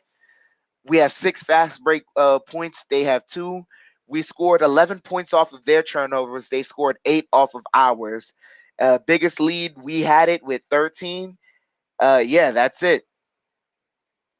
As far as the stats for the team, leading scorer for the New York Knicks is RJ Barrett with 17 points, 4 rebounds, 2 assists. Right under him, Julius Randle, 11 points, 3 rebounds, 3 assists. Right after that is Mitchell Robinson, 8 points, 7 rebounds, 2 assists. Then is Emmanuel Quickly, 8 points, 2 rebounds, 4 assists. Then Quentin Grimes, 6 points, 1 rebound. Then you have Evan Fournier, 5 points, 2 rebounds, 2 assists. And Cam Reddish and Obi Toppin and Nerlens Noel, all 3 of them with 2 points. Cam Reddish with 2 rebounds. Obi Toppin with 1 assist. Over on the Clippers side, their leading scorer is Reggie Jackson, 14 points, 1 rebound, 4 assists. Right under him is BJ Boston, 10 points, 1 rebound, 1 assist. And then Ivica Zubac, 10 points, 4 rebounds. Then after that, you have Luke Kennard, 9 points, 2 rebounds, 2 assists. Nicholas Batum, 6 points, 1 rebound, 3 assists. Yeah, and then Amir Coffey, 2 points, 1 assist. And then Marcus Morris, 1 point, 2 rebounds, 1 assist. Oh, yeah, and Serge Ibaka, 7 points and 2 rebounds. So those are the stats for the game so far. Salute to Theodore Rivera, Mr. Rivera. Salute. Thank you for joining us. Thank you for returning. We appreciate you, man. Good to see you. Hope your Sunday is going well. Thank you for joining us on the watch along this afternoon with us. Well balanced attack, yes. Just 61 points. I wish it was 50 points they would have gave up, but beggars can't be choosers. You have a 5-point lead here. 61 points. The offense looks much better. Balanced attack. The second unit, like I did say, our Sarge said that Reddish brought a different element. Added something different. Yeah, absolutely. I believe him attacking the paint the way he did, it opens certain things up for us. Him being a rebounder in the way that he is, it helps out the bench unit so far. But Sarge, you're saying it best. Ball movement is going to be the key in this game. They are like, they're not really their defense isn't really scaring me. They don't have a high octane defense. They're not really committed on the defensive end. It feels like once you kind of break down the if you want to share this, go ahead. If you want to share this to everyone, you can go ahead, but we can't share any live streaming. That we don't allow that because YouTube and the NBA doesn't allow that. But the Clippers defense isn't really scaring me right now. It seems like once you break down once you get away from your first option, they'll allow you to get to your second option. Sometimes our second option is our best option. So we, just have to really be consistent right there. Keep breaking them down. They're not world beaters right now. They're not making us commit to anything. Right. As we at the halftime, we see the young Knicks, junior Knicks on the floor. If those that can watch it, that's fun. And maybe Dangerous will get us. Maybe he's out getting a snack or a drink in there. We have AKA Dangerous on location at the world's most famous arena, watching the game this Sunday afternoon, live and in person. He came in a little earlier before the game started, and I know he's out there with his wife. So Dangerous will be coming on with us later on in the telecast. So we'll salute to them. And we love it. So thank you guys again. Please smash like, share the content. Let everyone know what's going on here. We appreciate all the feedback. We appreciate everyone's support, and we totally appreciate it. We'll definitely enjoy talking to everyone in the chat, and of course, we will not delete anything. Argo, you said that the bench was beasting though, and that Bledsoe was glad to come out.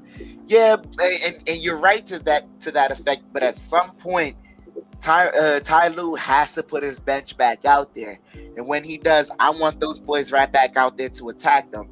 Now, our bench unit versus their starting unit, I'm not so sure if you're confident in that because they have a mismatch in Zubac versus Noel right there.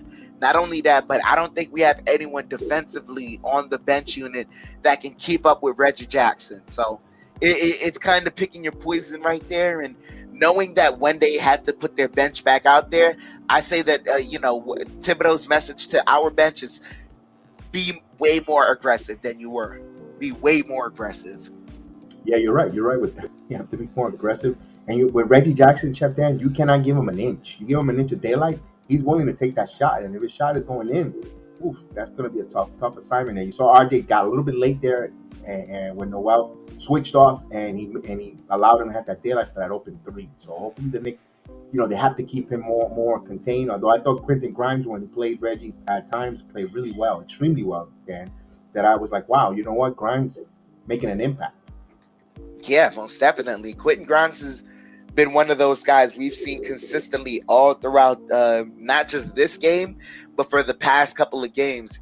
He has just been like really just all over the place, diving for loose balls, jumping in, trying to get tip-ins. He knows that the scouting report is playing him for the 3-point shot. So that's not always his. Dan, I'm sorry to stop you. I gotta stop you. Did you see that? Did you see who had a Ranger jersey on? I'm sorry, Chef Dan. With all love. We don't. With all love. We don't. No. We don't. Look, come on, man, chill. Look, we're focused on this game. Woo! Look, let's focus on this game. Let's focus on. Woo, Chef Dan, that is phenomenal. Let's just chill out. Look, your man, your guy, man. Chill. Woo. Chill. We're not promoting that yet. Give me a moment. Man, not yet. But oh my gosh. Man, I lost my train of thought. What was I thinking?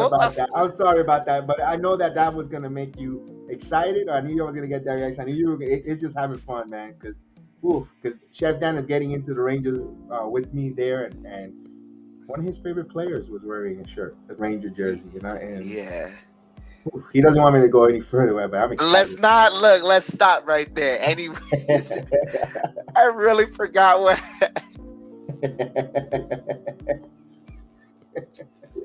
Man, what was I talking about? As they show Jose Alvarado cooking us again. Oh my gosh, man, he looked pretty good, man. He did, but jeez, I want that moment back.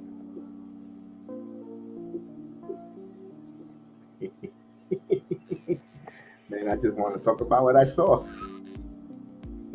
Man. Oh, man. What was that deal, man? You really got me thinking about the Rangers now. Why would you do that? And why would you do what you did when you did it? Oh, my gosh. Oh, man.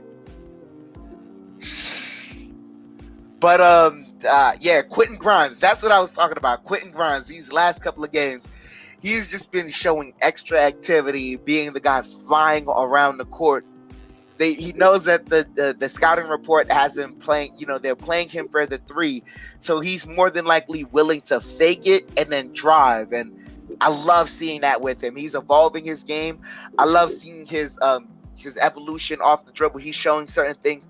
I remember which game was it where he faked going one way while he was on the baseline, faked it, drove baseline, faked the layup, wrapped it around, got it to Mitchell Robinson for the dunk, and Robinson dunked it. I love seeing that side. Like, Grimes is showing us that he can do a lot more than shoot the 3 and play some defense. So he's a guy I love to just have on our team right now. As I'm Heel joins us. Salute to you, I'm Heel. Salute. I am Heel. If you're on this screen, you're cute. Okay, thank you. Okay. Look at that. Compliment Sunday. Thank you, Heel. You said Grimes is confident, something Knox just lacked. Yeah, we saw that with Kevin Knox. The issue with me with Kevin Knox really was that whenever Kevin Knox he missed a shot or anything, that it kind of just. How y'all guys doing? Salute, Mr. Wilder. How are you? Long time no see, my friend. How are you? Happy New Year! Exactly. Although Larry David was saying it's kind of man. late, but it's good. Salute, man. My bag. I'm sorry, Coach. I'm sorry, man. Like I said, I've been busy, man. My son's dealing with in college. My son played last night. He scored his 100th point of his career, man. How y'all guys doing? Congratulations to him. Man, thank you. Celebrate Papa. Thanks. Oh, I'm granddad again. I'm grandpapa. You know what I'm saying? I'm a granddad. Nice. Papa times. Oh wow, nice. So, talk to us, man. Tell us what we see in this Knicks game, man. We haven't seen you in a while. We appreciate you. Mr. Wilder always joins us here on the program from time to time. And what did you see with the Knicks here? Are we trying to break a 3-game losing streak? You know what I seen? Really, I was really impressed with that first quarter. You know what I'm saying? I was really impressed because they were hitting all of their threes. They was, but they only had 2 turnovers the first quarter, something like that, or 1. They all played good. But Julius Randle came out scoring, you know what I'm saying? Even though he scored 8 points in the first or something, 10 points or something like that. He improved from his last game. I guess Tom Thibodeau got on them guys and about playing better basketball because they didn't have a lot of turnovers. That's what killed them. What they had the last 2 games were 34, 33 turnovers, something like that. They were turning the ball over a lot. Yeah, they were sloppy. 15. So, like I said, they came out real good, though, man. Nice and strong. Second quarter, they kind of let up, turnovers, a few of them. But that's going to happen. These guys are professionals. These guys are going to – every team goes on runs. You know what I'm saying? You're not going to stop that. Every team's going to have a run. It's just that I'm glad that the Knicks, they played a little better. They're playing a little better. That's what I see, guys. Like I said, I'm not watching the game, so I'm just doing the play-by-play. You guys are probably watching the game, Gotcha. Go ahead. Chef Dan, you want to add anything to the turnover, stuff like that? What we seen? Ball security, I think, we just gotta, as far as when we're in the zone, just don't make any irrational passes, things of that nature. We saw that, and also stop trying to force feed it to one person. That's where we saw a majority of our turnovers this season, was where we kind of tried to force feed it to Randle a lot, and that didn't work to our favor. So maybe sometimes not really seeing it, seeing that if they're playing Randle extra tough, then it's all right. Maybe just outlet it to someone else and have it come right back to him in another way. This is other ways we could try and get the ball to Julius Randle. You're right. We're about to start the third quarter. Shutdown will close the fourth. I will do the third, and Shutdown will be the closer tonight. We're heading to the third quarter. Right now, they're just going to interview Kenny Payne. So we got about 4 minutes before we start that quarter. Yeah. And guys, I'm sorry I got in late, guys. Like I said, I was hungry, man. It's snowing where I live at, guys. I don't know if it's snowing where you guys live at, but we've been getting this snow real bad here in Pennsylvania, man. You hear me? Yeah. You guys don't got it? Y'all don't got no snow? I'm in Florida, so no snow in Florida. Y'all blessed. Y'all dudes are blessed. You hear me? Hey, we count our blessings we can. It's a little chilly for Central Florida for my liking, but I told you my brother lives in Orlando. My brother lives in Orlando. He's complaining about 72 degrees. As we start the second quarter, so we'll see you at the second half, at the wrap up. So we'll as we start the quarter here, and RJ Barrett will bring the ball up. Barrett to Fournier for three. It's good right off the 3-pointer. Pepe Le Pew. Salute to you, Akram Peter. Salute. As here's a kick. Here's a move. Here's the drive for Reggie, and Mr. Wilder kicked off for a moment. We'll be back a little later as Burks back to Randle. Randle bounce past to Burks. Burks fakes the three. Burks in the paint, puts it up. Rebound, miss. Mitchell Robinson fights for loose ball. Mitchell Robinson last touch, but Clippers come up with the rebound there. Here's Morris. Top of the misses. No, he misses it. So here comes Randle with the shot. He'll bring up the ball. Randle thought about it. Passes to Burks. Burks to Fournier. Fournier has 13 on the shot clock. Fournier driving. Fournier stops. Over to Burks. Burks stops. Back to Fournier. Fournier faked the three. Fournier loses the ball, but if there's a foul, call Morris.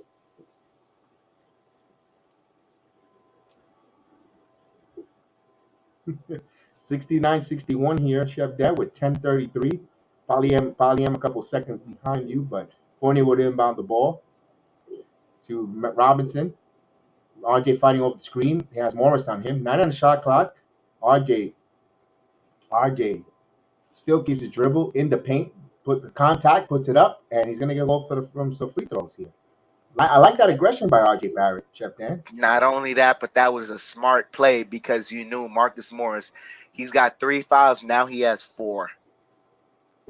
He has 4 fouls on the night. Now he has to, it's either take him out or you want to play him knowing he has 4 fouls. He's either going to be very aggressive or, be very hesitant. Either way, you in bad company. As RJ hits the free throw here, and Randall's changing his sneakers there, going into the all orange sneakers. And yeah, they're sitting down Marcus Morris. He continues to put maintenance put on his new sneakers there as Reggie messes with him and try to untie his shoes. Go Randall with the orange slices. Let's see. Barrett goes 2 for 2 for the line. Knicks extend here. 71-61. Back to 10-point lead. Barrett with 19 points, 5 rebounds, 3 assists. Reggie will bring the ball up. Passes it into the center. Back to Kennard. Kennard back to Coffee. Coffee rises up for 3. And Coffee misses it. Loose ball comes up by the Knicks. Mitchell Robinson with the rebound over to RJ to actually Julius Randle. Julius has Coffee on him. 1-on-1. Julius starting to make his move. Stops. Double team into Mitchell Robinson deep. But Kennard comes up with good hands there. Mitchell Robinson holds his ankle. And let's see what's going on. Kennard, and here's a steal by Fournier. Mitchell Robinson hopping on his ankle. Here's the Burks rising for 3. He hits it, misses. Rebound, and Mitchell Robinson's hopping up on 1 foot. Here's Buffoon. Buffoon throws it up, and we're going to have a stop. Mitchell Robinson he's hopping in pain, doing the hip hop to the hip hop pop to the bang, bang, bang. He rolled it a little bit. He rolled it a little bit, but it's not too bad because he has ankle braces. Oh, man, God. Oh, yeah, I saw what he did. Yeah. There's no hope there. Robert Parr, the main man of the pro in the building. Salute, main man, Robert Parr. What is up as they bring the ball up here? Here's a drive. Bounce past the Coffee. Coffee looks up.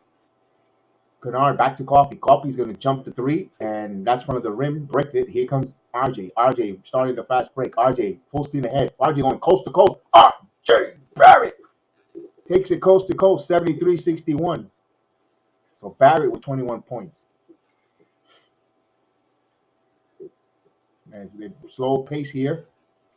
Jackson has a switch, but now he tries to put the afterburners. He tries to blow by Eric Fournier, and he gets fouled. 9 minutes exact here. Let's hope that Mitchell Robinson is just a momentary situation. We just got Pepper Mache back, and now Mitchell Robinson goes down. It's like the Knicks got no luck with their centers.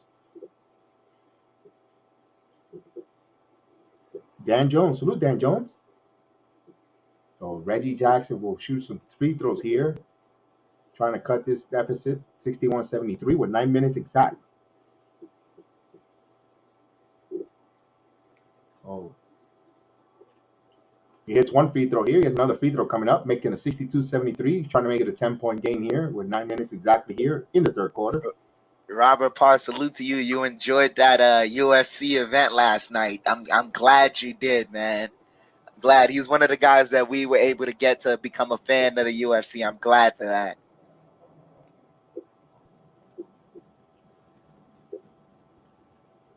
And he hits a pair of free throw, makes it a 10-point game here with 9 minutes exact here. Randle's looking for help to inbound the ball, and they're going to turn the ball over. They on offensive foul. Burks pushing up on Nicholas Buffoon, and they'll turn the ball over. And A and B, who's also on location at the game, says Mitchell Robinson went to the locker room very quick. Thank you, A and B. He said he was at the game earlier this in the chat, so thank you for letting us know that. Here's Jackson over to Buffoon. Buffoon fakes the three. Here's Reggie Jackson. Jackson keeps his dribble, puts it up, and he scores in the paint. So Knicks that turnover costly. So it's back to the 8-point game here. 18 points for Reggie Jackson, 7-11 with 4 assists. Here's Fournier, top of the key. Bounce pass to RJ. RJ going to the basket, puts it up with the glass. Paper mache, Noel puts up a move, puts it up. Paper mache with a basket, Butterfingers. Makes it a 10-point game. So Alex Romero, a.k.a. Alex Coquito, salute to you. And here's a drive by blocked away by Barrett, so he swapped away Jackson's attempt, so 16 on the shot clock. Sarge says, I don't see the same first quarter energy. Hopefully that Mitchell Robinson doesn't take the air out of the balloon. Here's the inbound pass to Kennard. And he got fouled there. So I think that's on Fournier.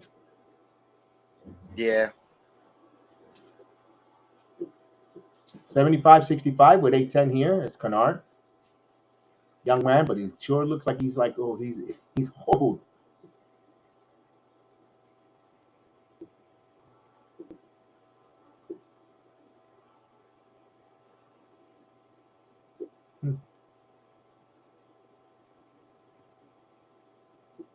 He misses the first free throw. Ball don't lie. Says, and Chef Dan. Say it again, Chef Dan. Ball don't lie. There you go. Sorry to interrupt that one. And Midwest Podcast, Mark. What's good, man? Salute, guys. Salute. And he hits 1 or 2 from the line. So salute to you guys. We have to check out if you like wrestling. Our friends at Midwest Mark Podcast and Alex Coquito and all the guys, the T Spiller, everyone there. We appreciate you guys. We enjoy your program. As Burks inbounds to Fournier. Fournier catches, shoot 3. It's off the mark. Loose ball, rebound. Randle had the last touch, and Randle saves it, but no, they say he stepped out of bounds. Rose is out. Reggie Rose is still out. Yeah, Rose is out. As Randle's young son in the building with his lovely wife, so they're in attendance. As Reggie will bring the ball up. Here's a drive, kick, back to Kennard. Kennard traveling call. You're welcome, Midwest. We salute you. Definitely. No, we thank you for the good content you guys create there. As the Knicks will have the ball here. 7:40 turnover. That's 9 for the Clippers. It's Burks over to Noel. Back to Burks. 16 on the shot clock. Burks thinking about the 3, but now he passes to RJ Barrett. RJ. Randle's calling for it, but RJ. Good ball denial by Clippers. Paper mache baseline jumper from the free throw line. It's good. So Noel hits 77-66. So Noel being impactful on the floor. Here's Reggie. Reggie stops, shoots the 3, and that's good. Reggie Jackson having a happy view moment here at the Garden. 69-77. Michael Caputo, salute. Michael Caputo in the building. I've been good, man. I have to give you a call later on. I know you called me. Here's a drive and blocked by Zubac. Here comes Kennard. Kennard starting a fast break. Good job by the Knicks getting back in transition. Zubac open in the paint, but they didn't get the ball quick enough. Coffee. They're gonna reset that to Reggie Jackson. 14 on the shot clock. He wants to settle him down. Here's Reggie. Reggie has Burks on him. Reggie's driving. Reggie driving, puts it up. He misses and loose ball. Here comes New York with the rebound. Here's Barrett. Barrett wants to push. Barrett going coast. Barrett to Randle. Randle got a lot of contact. He got fouled, but he'll go to the line there.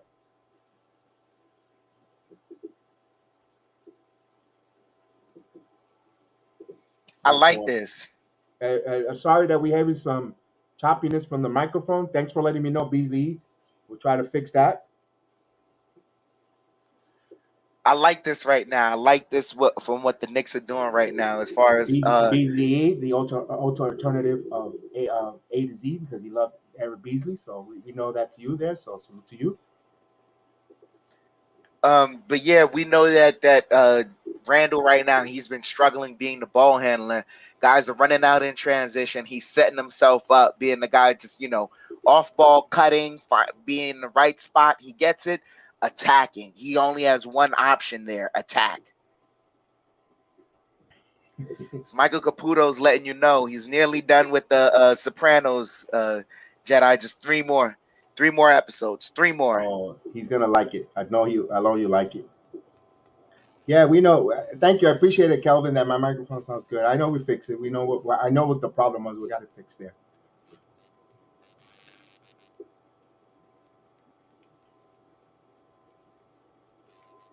As their timeout on the floor, Chef Dan.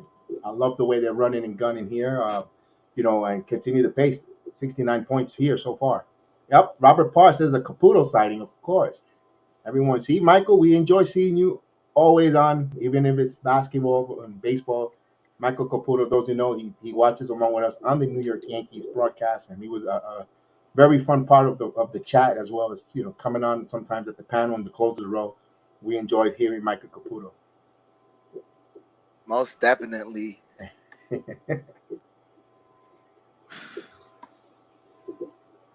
Still not back from commercial break right now, but I just love seeing. I love seeing us running in transition right now. It's not a lot of defense this game. I can say that. It's not a lot of defense this game. No, definitely no.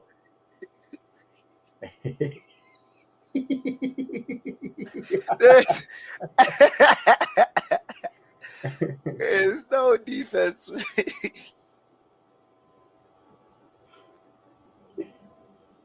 So the right now as we come back from break, we're going to see the 14 leading jersey sale in the NBA. RJ Barrett. Most definitely. Big man on campus. Indeed. Yes, indeed.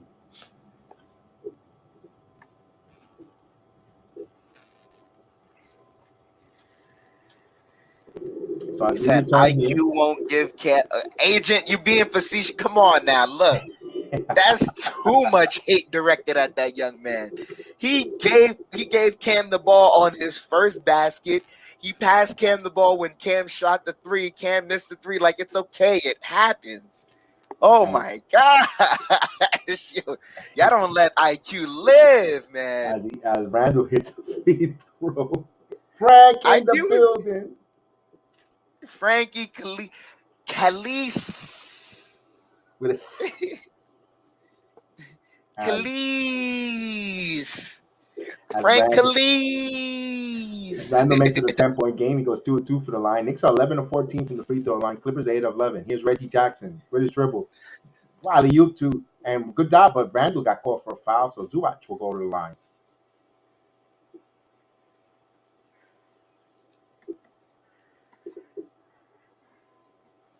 Man, yeah. And Chef Dan giving us the sign, the universal sign, I'm hungry. I am.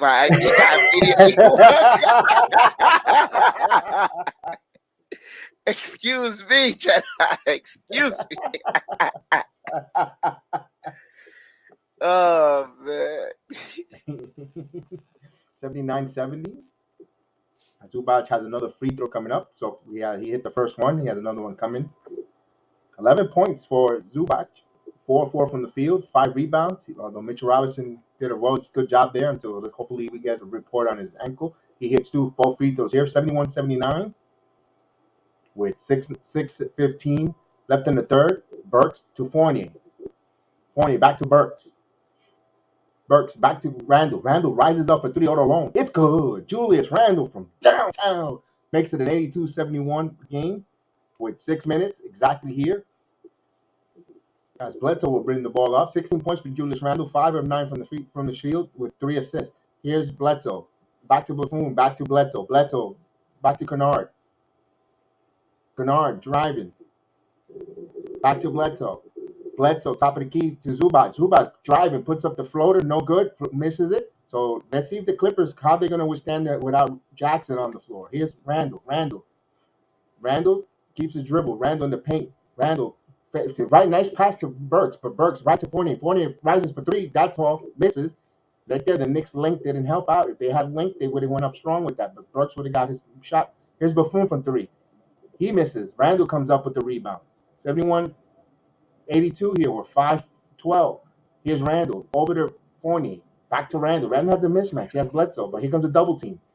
And Randle finds RJ. RJ driving, contact, and no call. Got chipped. RJ Barrett upset. That's what we want to see from RJ Barrett. If he picks up a technical foul, I'm okay with that. And he did. Technical. Yep. I'm okay with that. Because he don't get no calls. Maybe that's what he needs to make an point to these officials. As Kennard will shoot a free throw, and he hits it. So it's a 10-point game here. But I like him saying something because he did get contact there.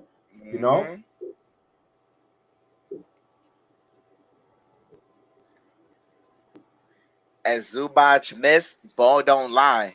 There you go. Chef Dan calling that no ball don't lie situation. As he has another free throw coming up though. That was blatant. Now that was blatant foul. And of course, Agent Super Argo says RJ's coming of age. Let him know, RJ. He's learning something from Randle after all. G-Man, I wish I could say like that was out of frustration, but if you watch the replay, you can see it. He got fouled. Like you gotta,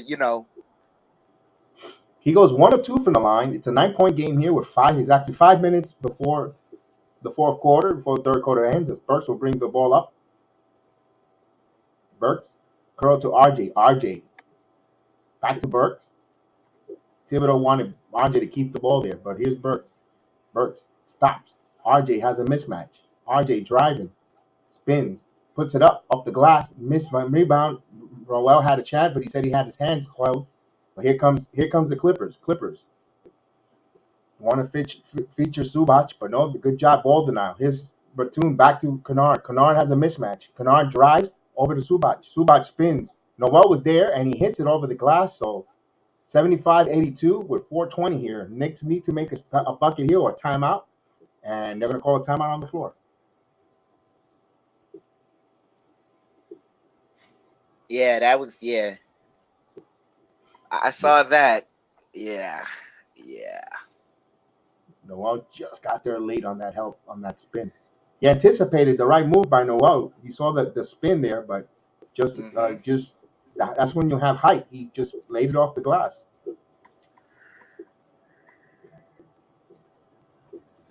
RJ was visibly upset. And I just love it. I love it that you Argo and Knicks 100 GM.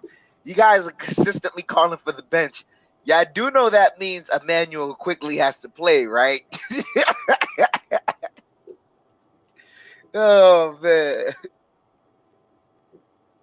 And Frank put a good quote there. RJ's been getting his ass kicked, and the refs have not been giving him the calls the last 5 games. Yeah. I know that other game, he had 19.5 and took him out at 17. It was so close, Frank. We wanted it to get on that parlay at 19.5, man. I still remember. Is they're showing a highlight of Chris Kreider. Ooh.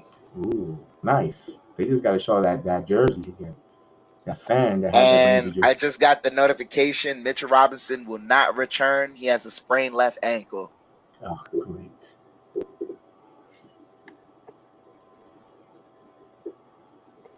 He has a sprained left ankle. Let's trade him for Miles Turner. One sprained ankle for another. Whose ankle's gonna No, hold no, up? no, no, no, no, no, no, no, no, no, no, no, no. Turner got a what? If I'm under the correct thing, Turner got a broken foot, right? I believe so. Yeah, we could wait a few. Yeah, we Stress could. factor. Yeah, we could wait a few games for an ankle to heal, but that stress fracture, nah, we're not seeing him till we see Derrick Rose. I'm I good with know that. I know we don't want to see the walls of Jericho Sims come in, but I think it's gonna be Taj Gibson first. Guys, remember Taj. It might be as we see. Do you see the lady eating the cereal? Yeah, that's the ice cream, isn't it? I thought it was.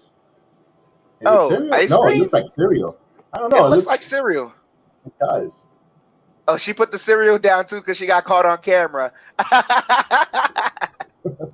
And then she gonna put a mask up now. You're gonna eat it through the Yeah, mask. get out of here. You got caught. You got That's caught. it. You got caught. You got caught with milk all over your lips. Okay, so the Lopez brothers, the Holidays, the Balls, and We forgot about the balls. Nobody mentioned the balls. they said the Hernan Gomez's because they were drafted in Ooh. the first round. Offensive foul on Randall. What? Right in front of the referee. So he says want to challenge it, and he's going to look to see if they're going to challenge this. But I don't think they. I think they're not going to challenge it. Randall starts arguing with Yeah. the refs here. You see the play there.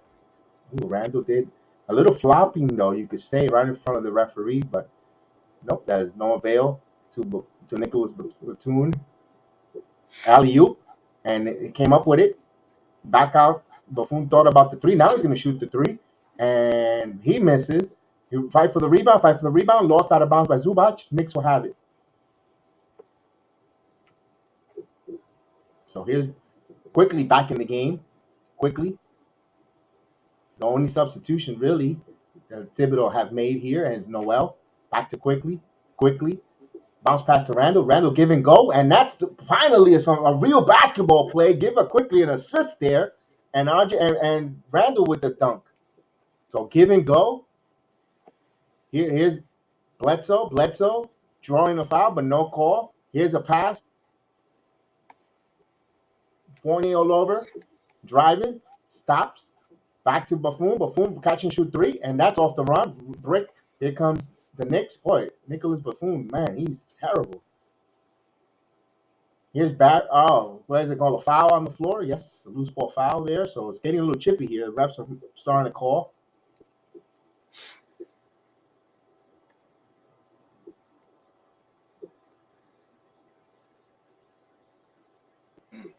We show the replay on the give and go there, where it bounced pass from Randall to Quickly. So they're going to inbound the ball here. Randall has man all over him. Here's Noel. Noel back to Quickly. 13 on the shot clock. Manu Quickly driving. Passes it to Noel. Back to Randall. 9 on the shot clock. Randall's driving. Randall stopping. Fall away shot.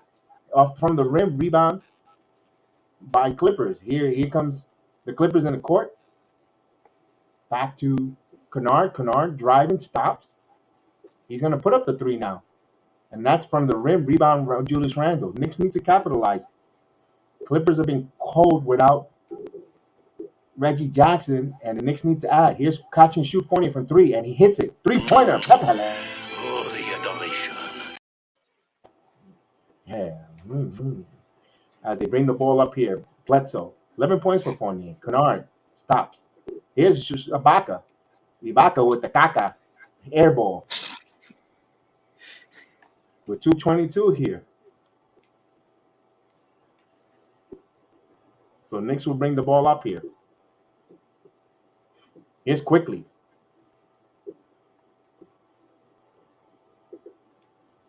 Quickly. Driving. Stops. Back to Grimes. Grimes inserted in the game. Here's Randall. Randall has man on him. Randall. Over to Grimes. Catch and shoot from the assassin. It's off the mark. Back tap by Noel. Grimes with the ball. Quickly. Thought about the three. Quickly. Holds up. Resets. Emmanuel quickly driving. Emmanuel quickly puts it up, and there's going to be a call on the floor there. So, man got called for a foul there, checking.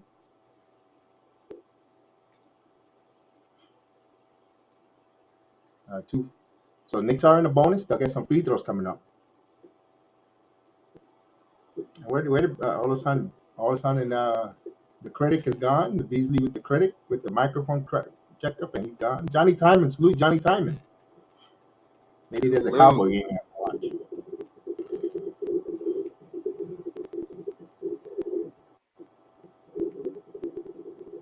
Yeah, but this is Joe Curry. This is a team that plays the Nuggets really, really tough. And the Nuggets are a really good team. They consistently embarrass us. And this is a team that consistently plays the Nuggets tough. So I take nothing away from nobody in this NBA. Certain teams match up certain well with certain teams. That's what it is. Mm-hmm. As they'll bring the ball up, Bledsoe. Bledsoe driving. Good job by Grimes to stay with him. Bledsoe passes to Kennard. Kennard catch and shoot three. Hits it. So right on money. Give Bledsoe an assist there. 78-89 with a minute and 35 here. Julius Randle will bring the ball up. Julius driving, loses the ball, but Noel puts up the floater, and he gets the bounce. Pepper Mache, Nolan's Noel with the shot. 91-78. Knicks got 91 points still in the third quarter. Here's a drive by Bledsoe. Drive quickly all over him, but he got caught for a foul there. So Bledsoe will go to the free throw line. Joe Curry, salute Joe Curry is with us today. So Nolan's Noel, that's what frustrates us. When he comes on, he could be something. He could be really impactful, and then he just disappears. Here's Bledsoe. Hits a free throw here. We still got the fourth quarter to go here. Knicks up by 10, and Chef Dan will close it out. And he has another free throw coming up. And he goes 1 or 2, ball don't lie. So 79-91 with a minute and 15 seconds. Here's a drive. Blocked by Serge Ibaka. Here comes man running, and he goes coast to coast with the transition dunk. Julius Randle didn't rotate there, 91-81, as the Knicks will bring the ball. 10-point game here. 56 seconds as Randle. Right side, over to R.J. Barrett. Barrett keeps his dribble. Barrett driving, stops, spins, back to quickly. 9 on the shot clock. Emmanuel quickly driving in the paint, stops. So they're I call that, what do they call, 3 seconds violation on Nolan's Noel. So Ibaka becoming a force down low in the paint, determining the shots.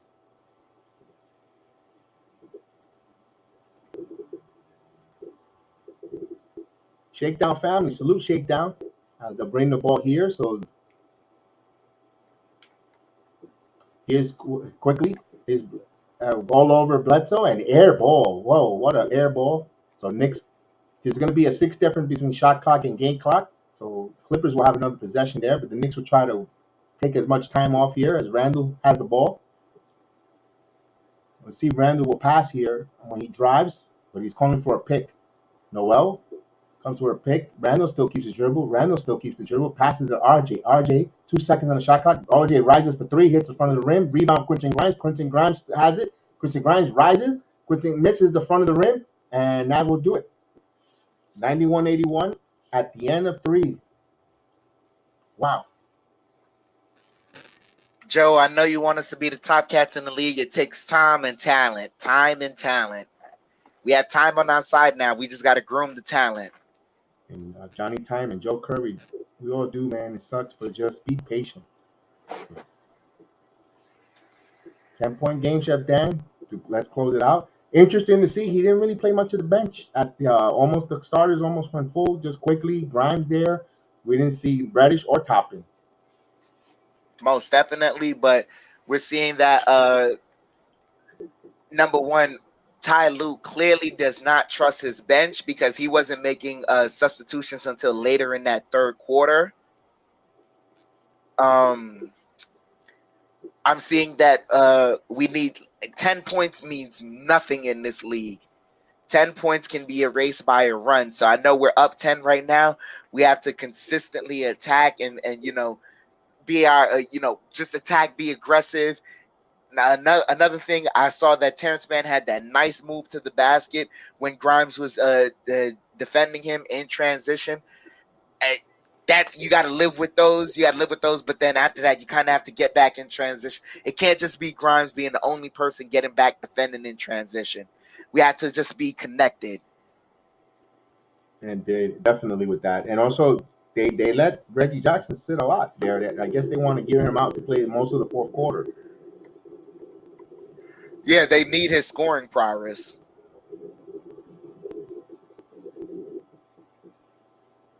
Thank you, Shakedown family. Thank you. Once you're there, please hit the like, and if you haven't subscribed, please subscribe to the channel. We appreciate it. Most definitely. As we are returning back from commercial, we're about to get into the fourth quarter.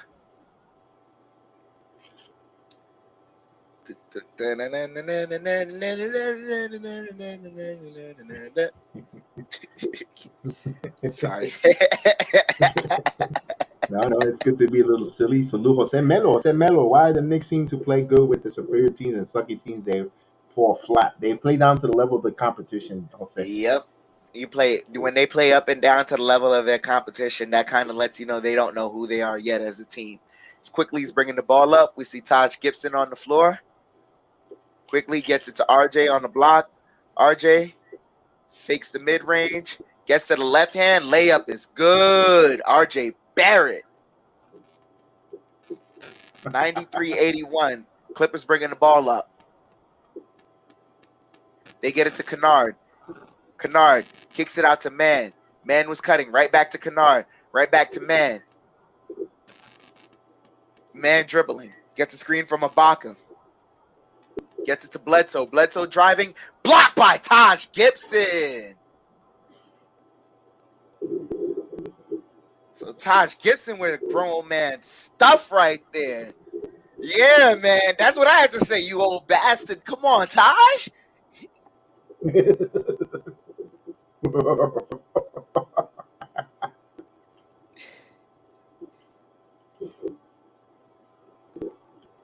Just like wine, getting better with age.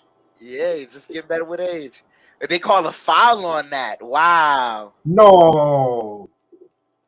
So, and Bledsoe misses the first free throw. You know what that means. Ball don't lie.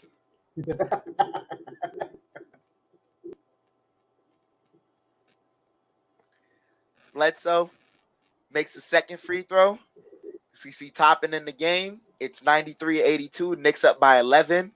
11-19 here left in the fourth. Quickly gets it to RJ. RJ driving, left-handed. Missed it.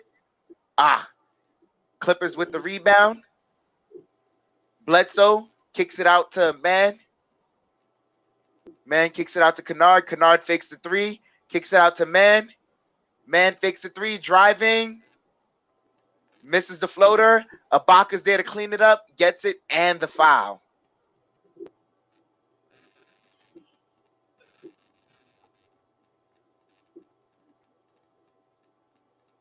He's been a pest. This Yeah. So Ibaka heading to the line to try and complete the three-point play. 10:53 here left in the fourth. The Knicks up by 9.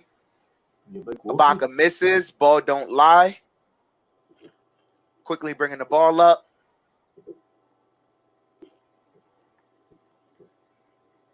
Quickly rejects the screen from Gibson. Goes left hand, misses the layup. Bledsoe kicks it out. Man for three.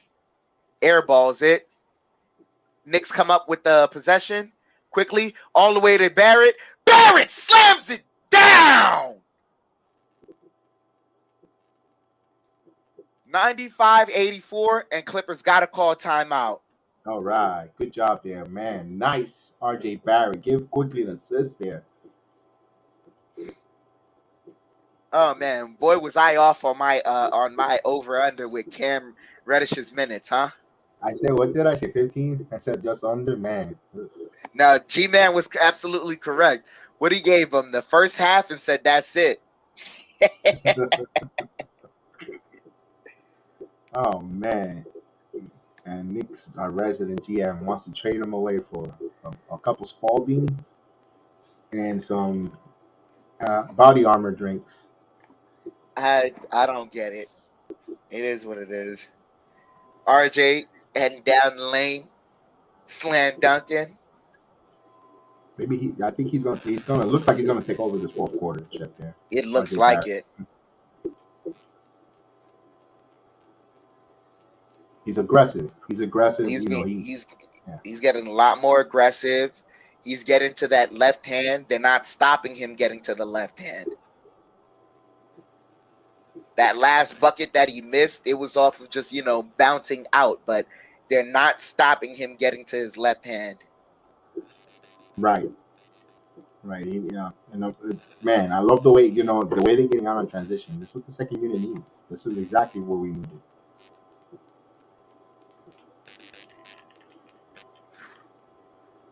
Really. Ooh, we needed this.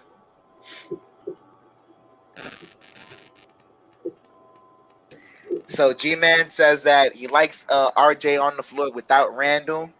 It's his game. Like, yeah, we kind of saw that also when in the starting unit. I think we're seeing that with Kemba. RJ respects Kemba to a point where it hurts his game.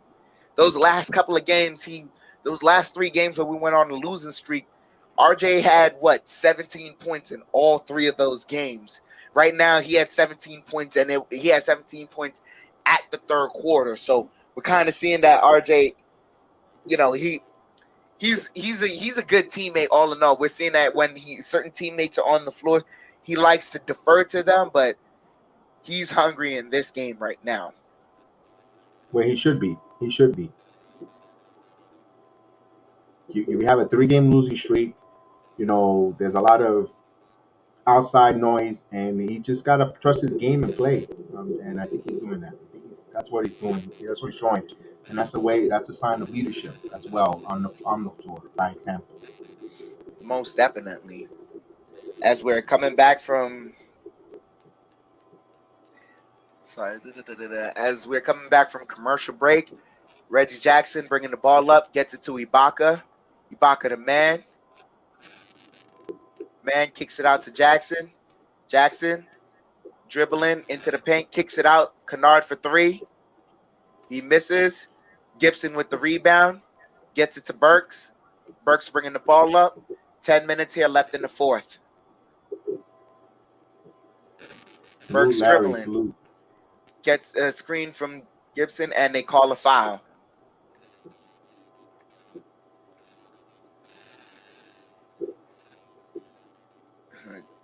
Defensive foul right there, I guess, on Reggie Jackson. RJ inbounds it to Burks. My screen just froze. Oh, my gosh. Could you take over for me, please? Yeah, they're gonna inbounds here, and RJ got it to Burks here. Remember, I was a couple seconds behind. Here's Burks, rises up for 3, and that's off the mark. Rebound by Clippers. Tell me when you get back so I can give you the call back. And here's a drive. Stop. Baca has Gibson on him. Surge passes it. Drive up, put it up, and there's a foul call on Todd Gibson. So quickly, Gibson calls a foul. Got a foul here to Boston. Boston will go to the line. Cam Reddish did play early in the first half, but was very positive on the floor. Chef Dan, let me know when you're ready. Give me I want to one make sure moment. you close this out. So Boston will go to the line here, and he looks like he hits the first free throw. And you ready, Chef Dan? Yeah, he hit the All first right. free throw, and he hit the second free throw. So Clippers maintaining that 10 points of separation right now.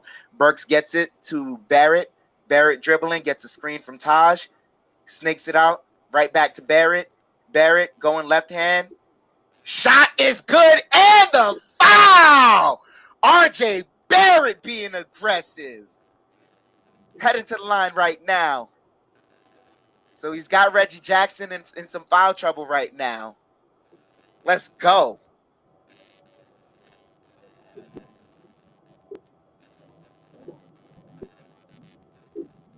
Barrett to the line, takes the free throw, makes it. 3-point play completed. 98-85. RJ with 28 points on the evening. Jackson dribbling.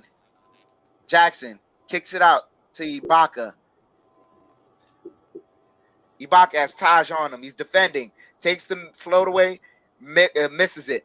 RJ with the rebound. He's bringing the ball up. He's dribbling. Goes right hand. Misses the floater. Should have went with the right hand. Instead, he floated it with left-handed. Man has the ball. He's dribbling. Gets it to Morris. Morris for 3. Morris misses. RJ with another rebound. He's bringing the ball up. Barrett has it. Gets a screen from Gibson. Goes.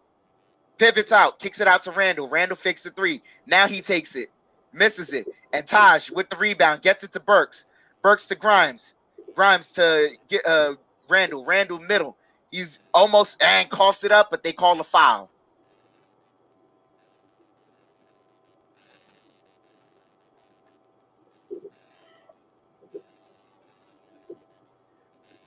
$98-85, 8:21 here left in the fourth.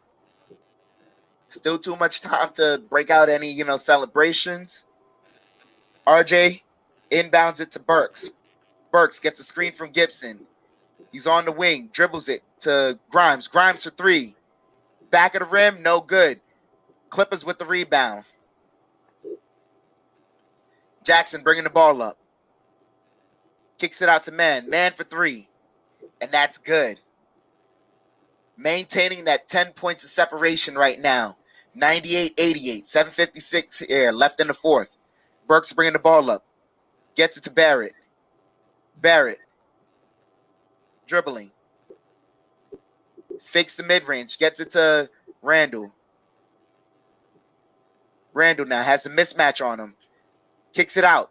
Burks for 3. That's good! Alec Burks for 3. 101-88. Give that man an assist. Jackson has the ball. He's dribbling it. Kicks it out. Boston for 3. He misses. And they call a foul? They call a foul on Taj Gibson. Do they? 4. It's 4 already.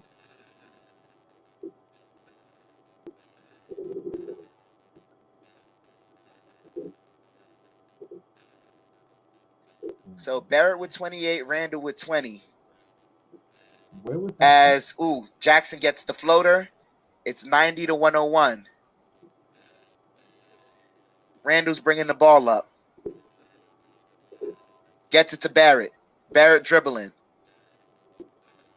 Barrett goes right-handed. Pivots. Left-hand floater misses. Baca with Zubac with the rebound. Gets it to Jackson.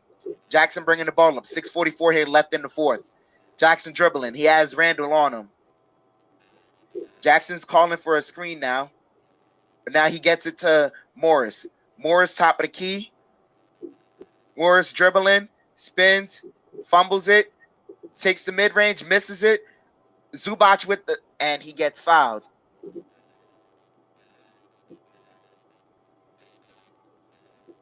He got stripped clean. I'm looking. Where's the foul? He got stripped clean. Gibson again. My God, 4 fouls on Taj Gibson. Oh, that's Baca missed the free throw. Zubac missed the free throw. And we see Jericho Sims coming into the... No, that's Nerlens Noel coming into the game.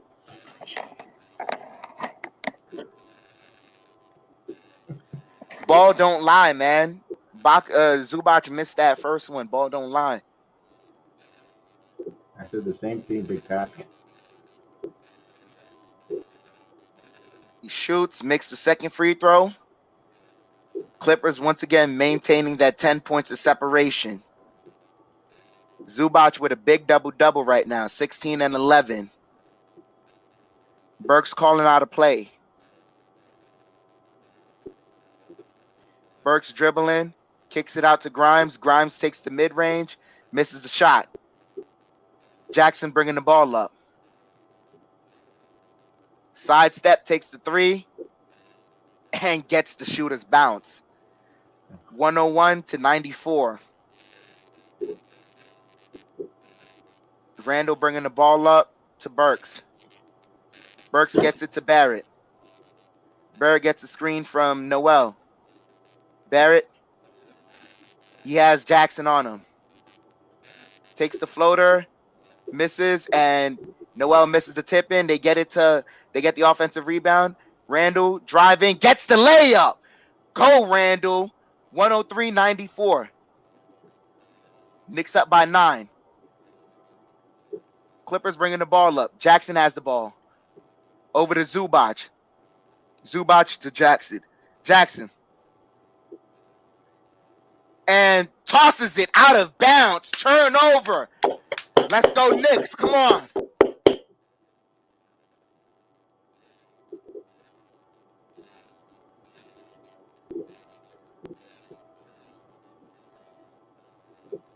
Needs to capitalize on that, Chef Dan.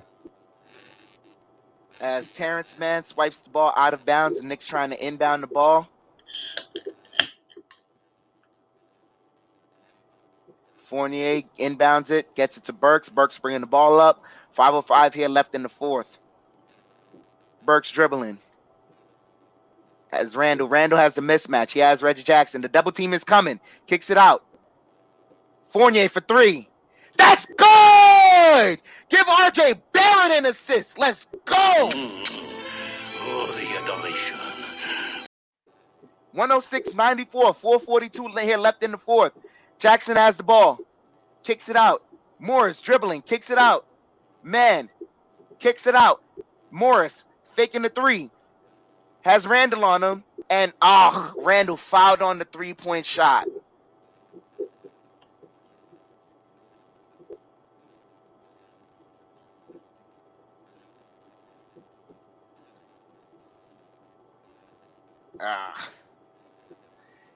That was a bad foul. Bad foul. Bad foul.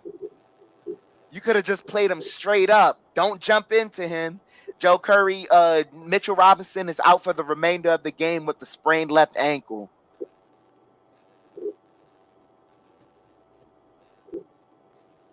So Morris converts the first free throw.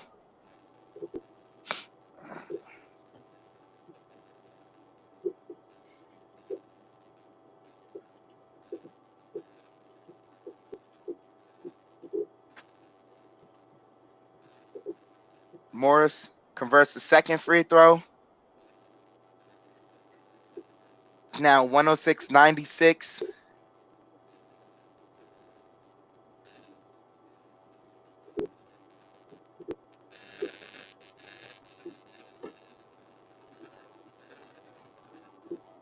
Morris converts all 3 free throws. 106-97. Knicks up by 9.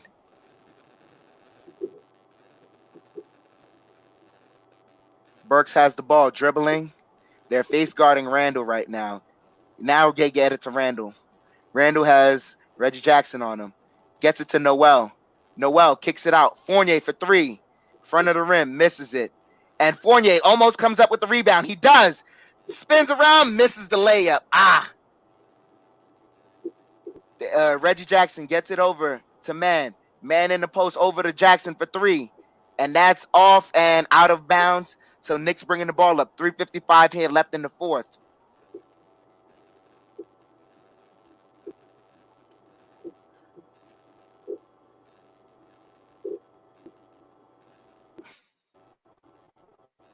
Noel inbounding the ball. Gets it to Barrett. Barrett is bringing the ball up now. Gets it to Burks. Burks gets a screen. He now has up, and they get it to Randle. Randle, the double team's right there. Right back to Burks. Over to RJ. RJ driving. Takes a floater. Misses it. Boston gets the rebound. He's bringing the ball up. Boston driving. Reverse layup is good. That was a tough shot right there. 106.99. 3:20 here left in the fourth. Burks bringing the ball up.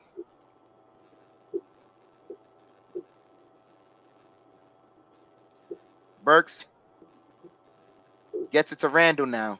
Randle top of the key. He's dribbling. He's driving. Tough fall away shot by Randle. 108.99. Knicks regaining a 9-point lead. Jackson dribbling. Jackson gets into the paint. Kicks it out to Man. Man gets in the paint. Kicks it out. Boston for three. He misses. Randle with the big rebound right there. Gets it to Burks. Burks bringing the ball up now.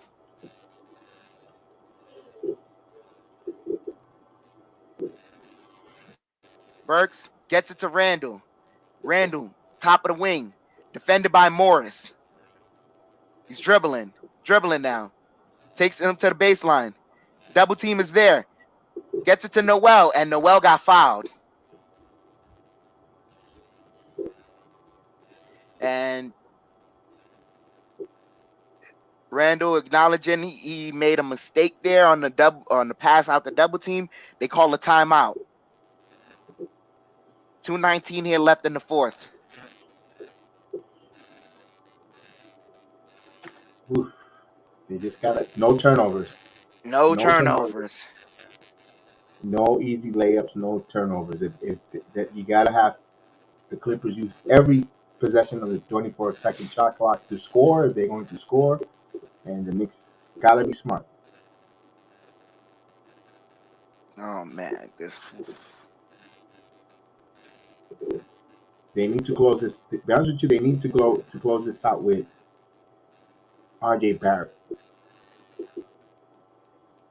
Yeah, they're trying Randle too much right now, and I guess part of the thinking is if Randle gets going a little, then maybe that removes the attention off of RJ Barrett a little bit. But at the end of the day, man, this is the fourth quarter. They're gonna play it tough.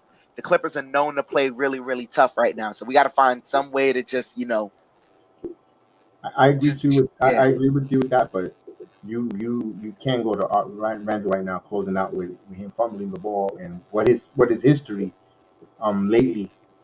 RJ is just you're gonna have to live with it. RJ and attack, and maybe Nolan was the only one that could actually set a really decent screen.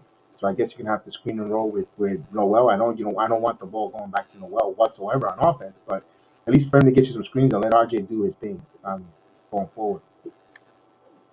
most definitely. So, man.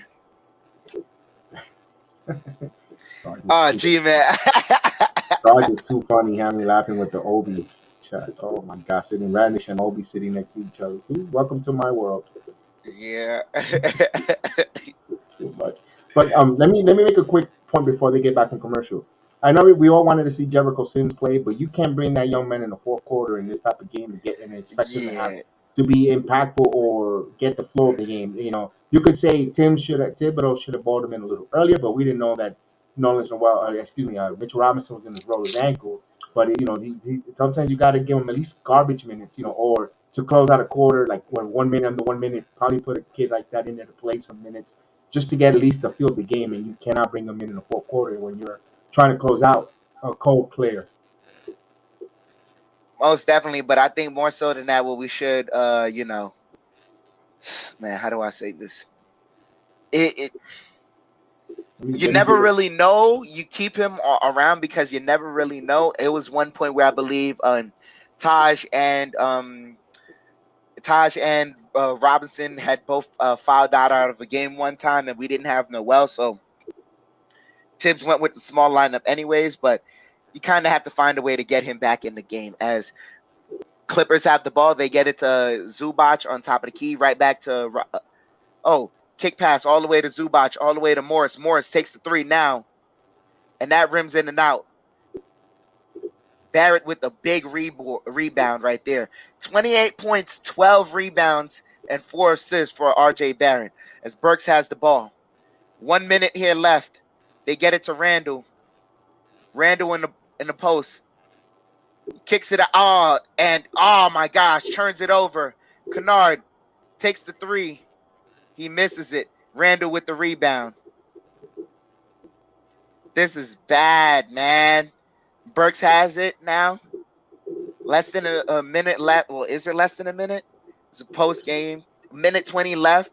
Burks gets it to Randle. Randle takes the three. He misses. 1:13 here left. Jackson dribbling.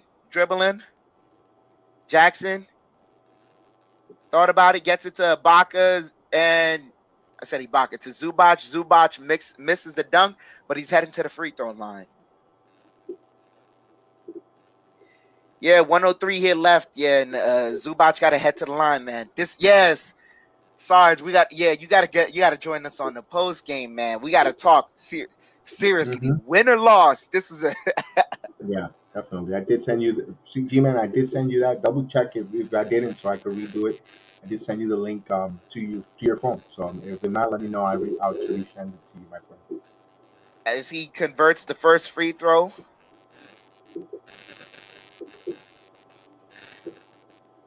Clippers down by 8 right now.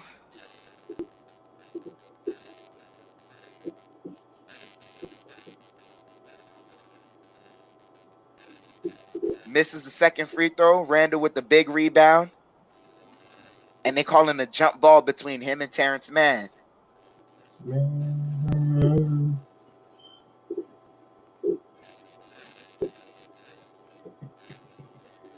Hennessy had me texting on my remote. Robert Parr with the Hennessy Sunday. So they're going to jump the ball. 1:01 here left in the fourth. Clippers get it. Morris has it on the drives. Misses the shot. Zubac misses it. RJ saves it. Gets it to Burks. Burks dribbling the ball. Burks. He's dribbling. Gets it out to Barrett. Barrett's dribbling, and he gets fouled by Terrence Mann. So Barrett's headed to the line right now. Oh, Barrett with the big block on Zubac right there. And, turnover on the inbounds, and Terrence Mann scores on that. So 31 seconds left. Clippers down by 6. They get it to Fournier. Fournier's dribbling. Fournier kicks it out to Randle. Randle to Burks. They get it across the before the 8-second violation, and Burks gets fouled.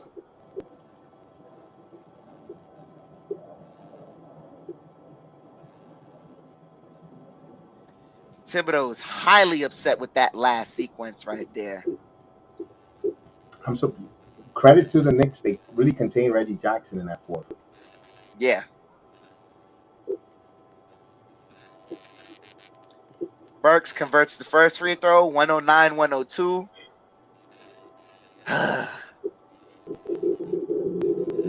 Cardiac Knicks, right, ladies and gentlemen? Cardiac Knicks. Well, if you did take the over, you're going to win. If you took the Knicks favorite, you're going to win because they won not only the money line, they also won by more than 4. So RJ with another rebound right there after the missed three-pointer by Reggie Jackson. Big game.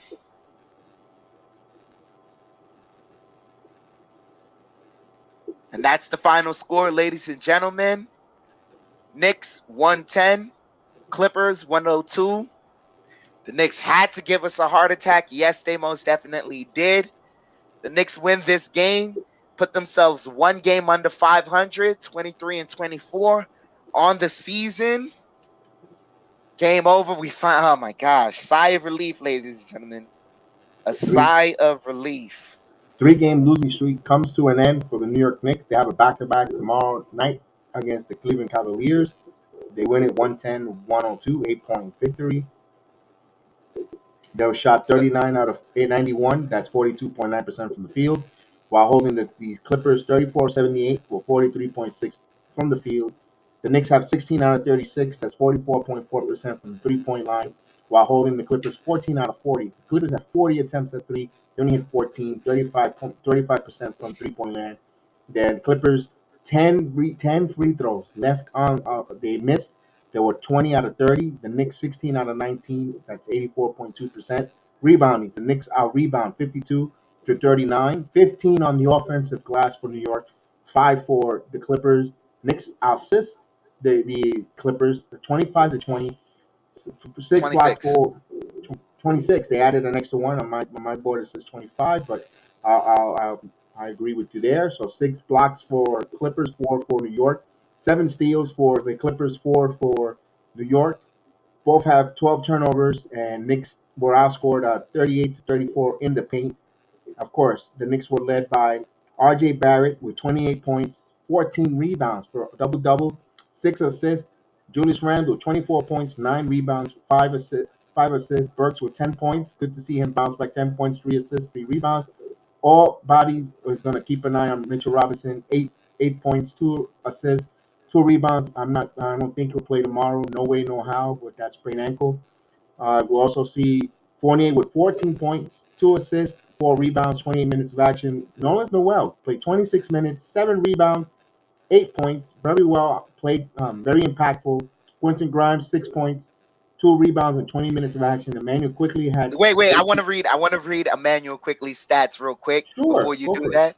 Yes, go for it. Emmanuel quickly, ladies and gentlemen in the chat, because y'all didn't know this. Emmanuel quickly tonight, 8 points, 2 rebounds, 6 assists. Him and R.J. Barrett tied for our highest assist getters. How many turnovers did Emmanuel quickly have tonight? 0. Go ahead. No, cool, good call there. Obi Toppin, 8 minutes, 1 assist, 2 points. Todd Gibson, 6 minutes off the bench due to emergency after Mitchell Robinson's ankle sprain.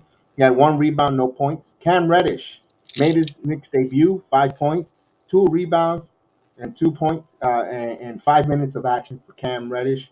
And that was all the players, that played for the New York Knicks. Knicks got it back to back tomorrow. And agent says the Cavaliers are young, fast, and ready. The link, that's what it is. Maybe that's they didn't want Cam Reddish to play with too much adrenaline and overwork himself, knowing there's a back to back. I could see Cam Reddish playing more minutes tomorrow. But we'll have tomorrow's favorite game, the over and under minutes Cam Reddish will play, and maybe we should do that with Obi Toppin, over and under. I think over and under tomorrow. We'll see. We'll have to tune in to see what's the over and under for Obi Toppin and Cam Reddish. This is gonna be very interesting here. I want to see if if Tibbs is comfortable enough with letting Cam Reddish play that game. If not, I don't know, man. Last time we faced the Cavaliers, I just remember Ricky Rubio turning into Stephen Curry that night. Right.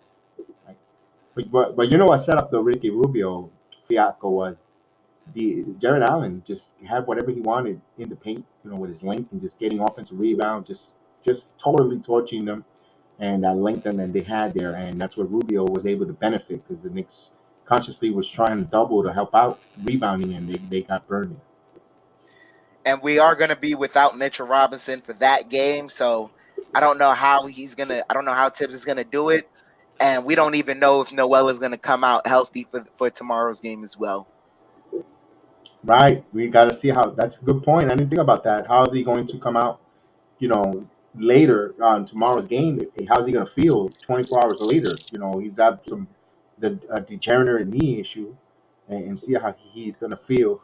How he's going to feel tomorrow after 24 hours, and especially in the cold weather. Things and not only that, Todd Gibson took a shot to the back there on that Yeah, drive. he did. We'll see how he feels. Although Gibson will play, even though he's even if he's hobbled, he'll play. But will he be effective? It'll be interesting to see if they bring the Sims and company over on the road trip. Because I think the Westchester Knicks probably got a game tomorrow, if I'm not mistaken. Well, if they do, I know he wasn't with the Westchester Knicks when they played last night. I don't expect him to be with the Westchester Knicks tomorrow as well, because that this game can get out of hand in the bigs department, and you want at least a big in Jericho Sims who's athletic and can sky and things of that nature. You want a guy like him on that court. My only issue, and the reason why I know why Tibbs doesn't let him play from time to times with Jericho Sims, he has this penchant sometimes to just float around in the middle of a possession, especially on defense. You can't just float around and not have a man and things of that nature. You can't do that. Right, and Super Agent Argo says Taj will have a sore back after that fall. We'll see. Knicks need to stop signing these injury-prone veterans. Um, I want to push back at something that we mentioned earlier when Mitchell Robinson first got injured. Yeah, you had an opportunity to go to a Jericho Sims there, but you Gibson is the next man on the totem pole, and then after that, it's hard for to get a Jericho Sims in that fourth quarter to come in and play. Hasn't played all game, and I think the move that they did were hindsight is 2020. They knew that it was going to be an injury like that. Maybe you might have gave Jericho Sims just a few minutes here and there just to get him, get the blood flowing and getting ready to go in the game. But I understand why after the fourth quarter you don't bring him in there. Not in that type of situation when the Clippers wanted to make a run. They were desperate to make a run, and they'll exploit the matchup on Jericho Sims. He's getting without trouble going to Zubac against him. So I understand why Thibodeau stay away with it. Although we got to try to play him and big task. Obi at center. Everyone's been asking for that small ball five. But I think Obi doesn't want to smoke at all. Doesn't want nothing to do with playing the NBA centers. I think he's not confident. He's not confident, but he really he's not confident there. He's not attacking the paint. He's not attacking the paint right now. That pull up three that Obi had in transition, that was his choice to make.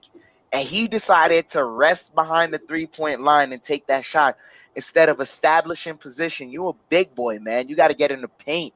You got to attack the paint with ferocity. You got to know that some of these guys can't stop you, but then more so than that, he's got to be, he's got to have the mentality that Kawhi Leonard had in San Antonio. Board man gets paid. Board man gets paid. You got to get those rebounds. He is not for him to have a career high 10 rebounds when he had the 19 points, and then right after that, he's just not. His rebounding numbers aren't even nowhere near touching that. You remember what we were asking of Julius Randle? He's at least got to be getting a whole lot of rebounds. Randle, he had a butt ton of turnovers today. He had ugly game as far as the assist to turnover ratio, but Randall's still getting us a whole lot of rebounds. RJ's getting rebounds. Like these guys are getting rebounds. Obi seems allergic to getting a rebound, and that's bad for a guy his size. That or he's just afraid of making a mistake. It looks like when he plays on the floor, he looks like he's out there, wants to do his talent, but sometimes he might overthink or might get caught out of play, and then he knows what's going to happen. But you know what? Obi's got to put that noise away. Go out and play your game. Regardless if you make a mistake or you don't make a mistake, you're still going to get yanked. So just go out there and play what you play to your natural ability, to your talent, and go for it. I know you have to follow the system. You got to follow what the coaches game plan and what you want. I'm not saying not to. Hey, Pama Coco, salute, man. I haven't seen you in a while. I hope you're doing well. Glad to see you. Salute to you. Thank you for coming on. I appreciate it. So I think Obi has to just play his game, and regardless, let the chips fall when it may. If it's a bad game, it's a bad game. If he gets beat, you know what? Use your talent. Use what you got to the dance with, and go for it. I understand without going away from what the coaching staff has, but even when you do a buy and play what the coaches want, your first mistakes are still getting you out of the game. So you know what? At this point, I'm like, just go for it, bro. At this point, this is what I'm saying. Like you gotta kind of have the quickly approach. You notice when Quickly takes those shots that he does sometimes in the middle of transition, a three when he could drive to the basket, things of that nature. Yeah, I know that gets Thibodeau upset. That gets Thibodeau infuriated. But how he makes up for that is, he has more positive plays than negative plays. He's going to get a nice assist to Randall cutting in the basket. He's going to get a floater up. He's going to bait someone into a foul shot, things of that nature. So with Obi Toppin, man, if your production, regardless of when he pulls you, at this point, you got to know.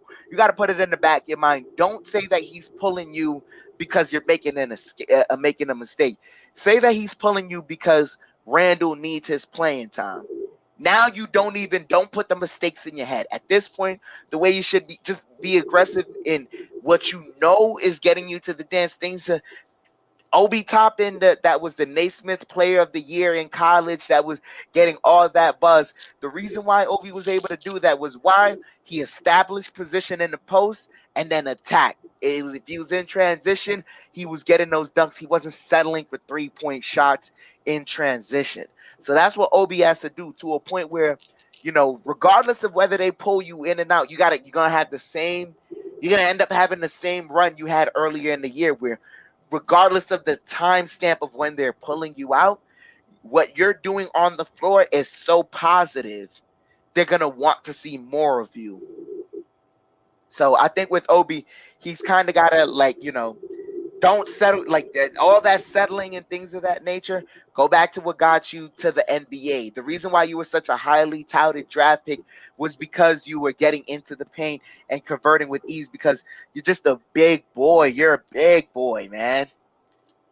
Right. Your Obi Toppin needs his Norbit moment. Norbit, I remember Norbit when he goes, I'm going to go for mine. That's it. And that's it. Because he's kind of Norbit out there. And he's got to go for his and get, mad or watch dodgeball when they leave the point next throw by himself against the team. And he's got to get mad. He's got to get mad and just go out there and play with aggression and anger and use his talent and just go out there. I think that's what Obi Toppin needs. He's trying to fit in so much and trying to, please. And right now, what's not happening, you're not pleasing himself. Guarantee you put a true serum to Obi Toppin, he's not happy with the role. But also he has to be aggressive, and he's not. Got to be happy. What's holding him? I have no idea what's going on with Toppin being aggressive, because he has so much athleticism, so much aggression when he's on those dunks, on those fast breaks. He's totally aggressive, and when he's playing on the half court, half set, I don't see it. What I gotta say in regards to Obi right now is, you're not doing yourself any favors. It's just right now, the way you're playing, you're not doing yourself any favors. That's really it I gotta say with that, man. And to be civilized, says he's playing like he's stuck in quicksand, overthinking and his way out. And yeah, he overthinks, and and he gets the ball, and when he gets the ball up high in the post, he's looking to turn his back, and he wants to hand the ball off, like, oh, I'm not supposed to have this. It's like, oh, this wasn't designed for me to have. Here, take it, get out of my hand, get it out of my hand. I don't like that from Obi Toppin. I want to, you know what? I want to see a little bit, a bit of selfishness. And I know I don't want to talk to both sides of my mouth, but I want to see Obi Toppin just to be a little more selfish. You know what? Screw you. I'm getting this ball.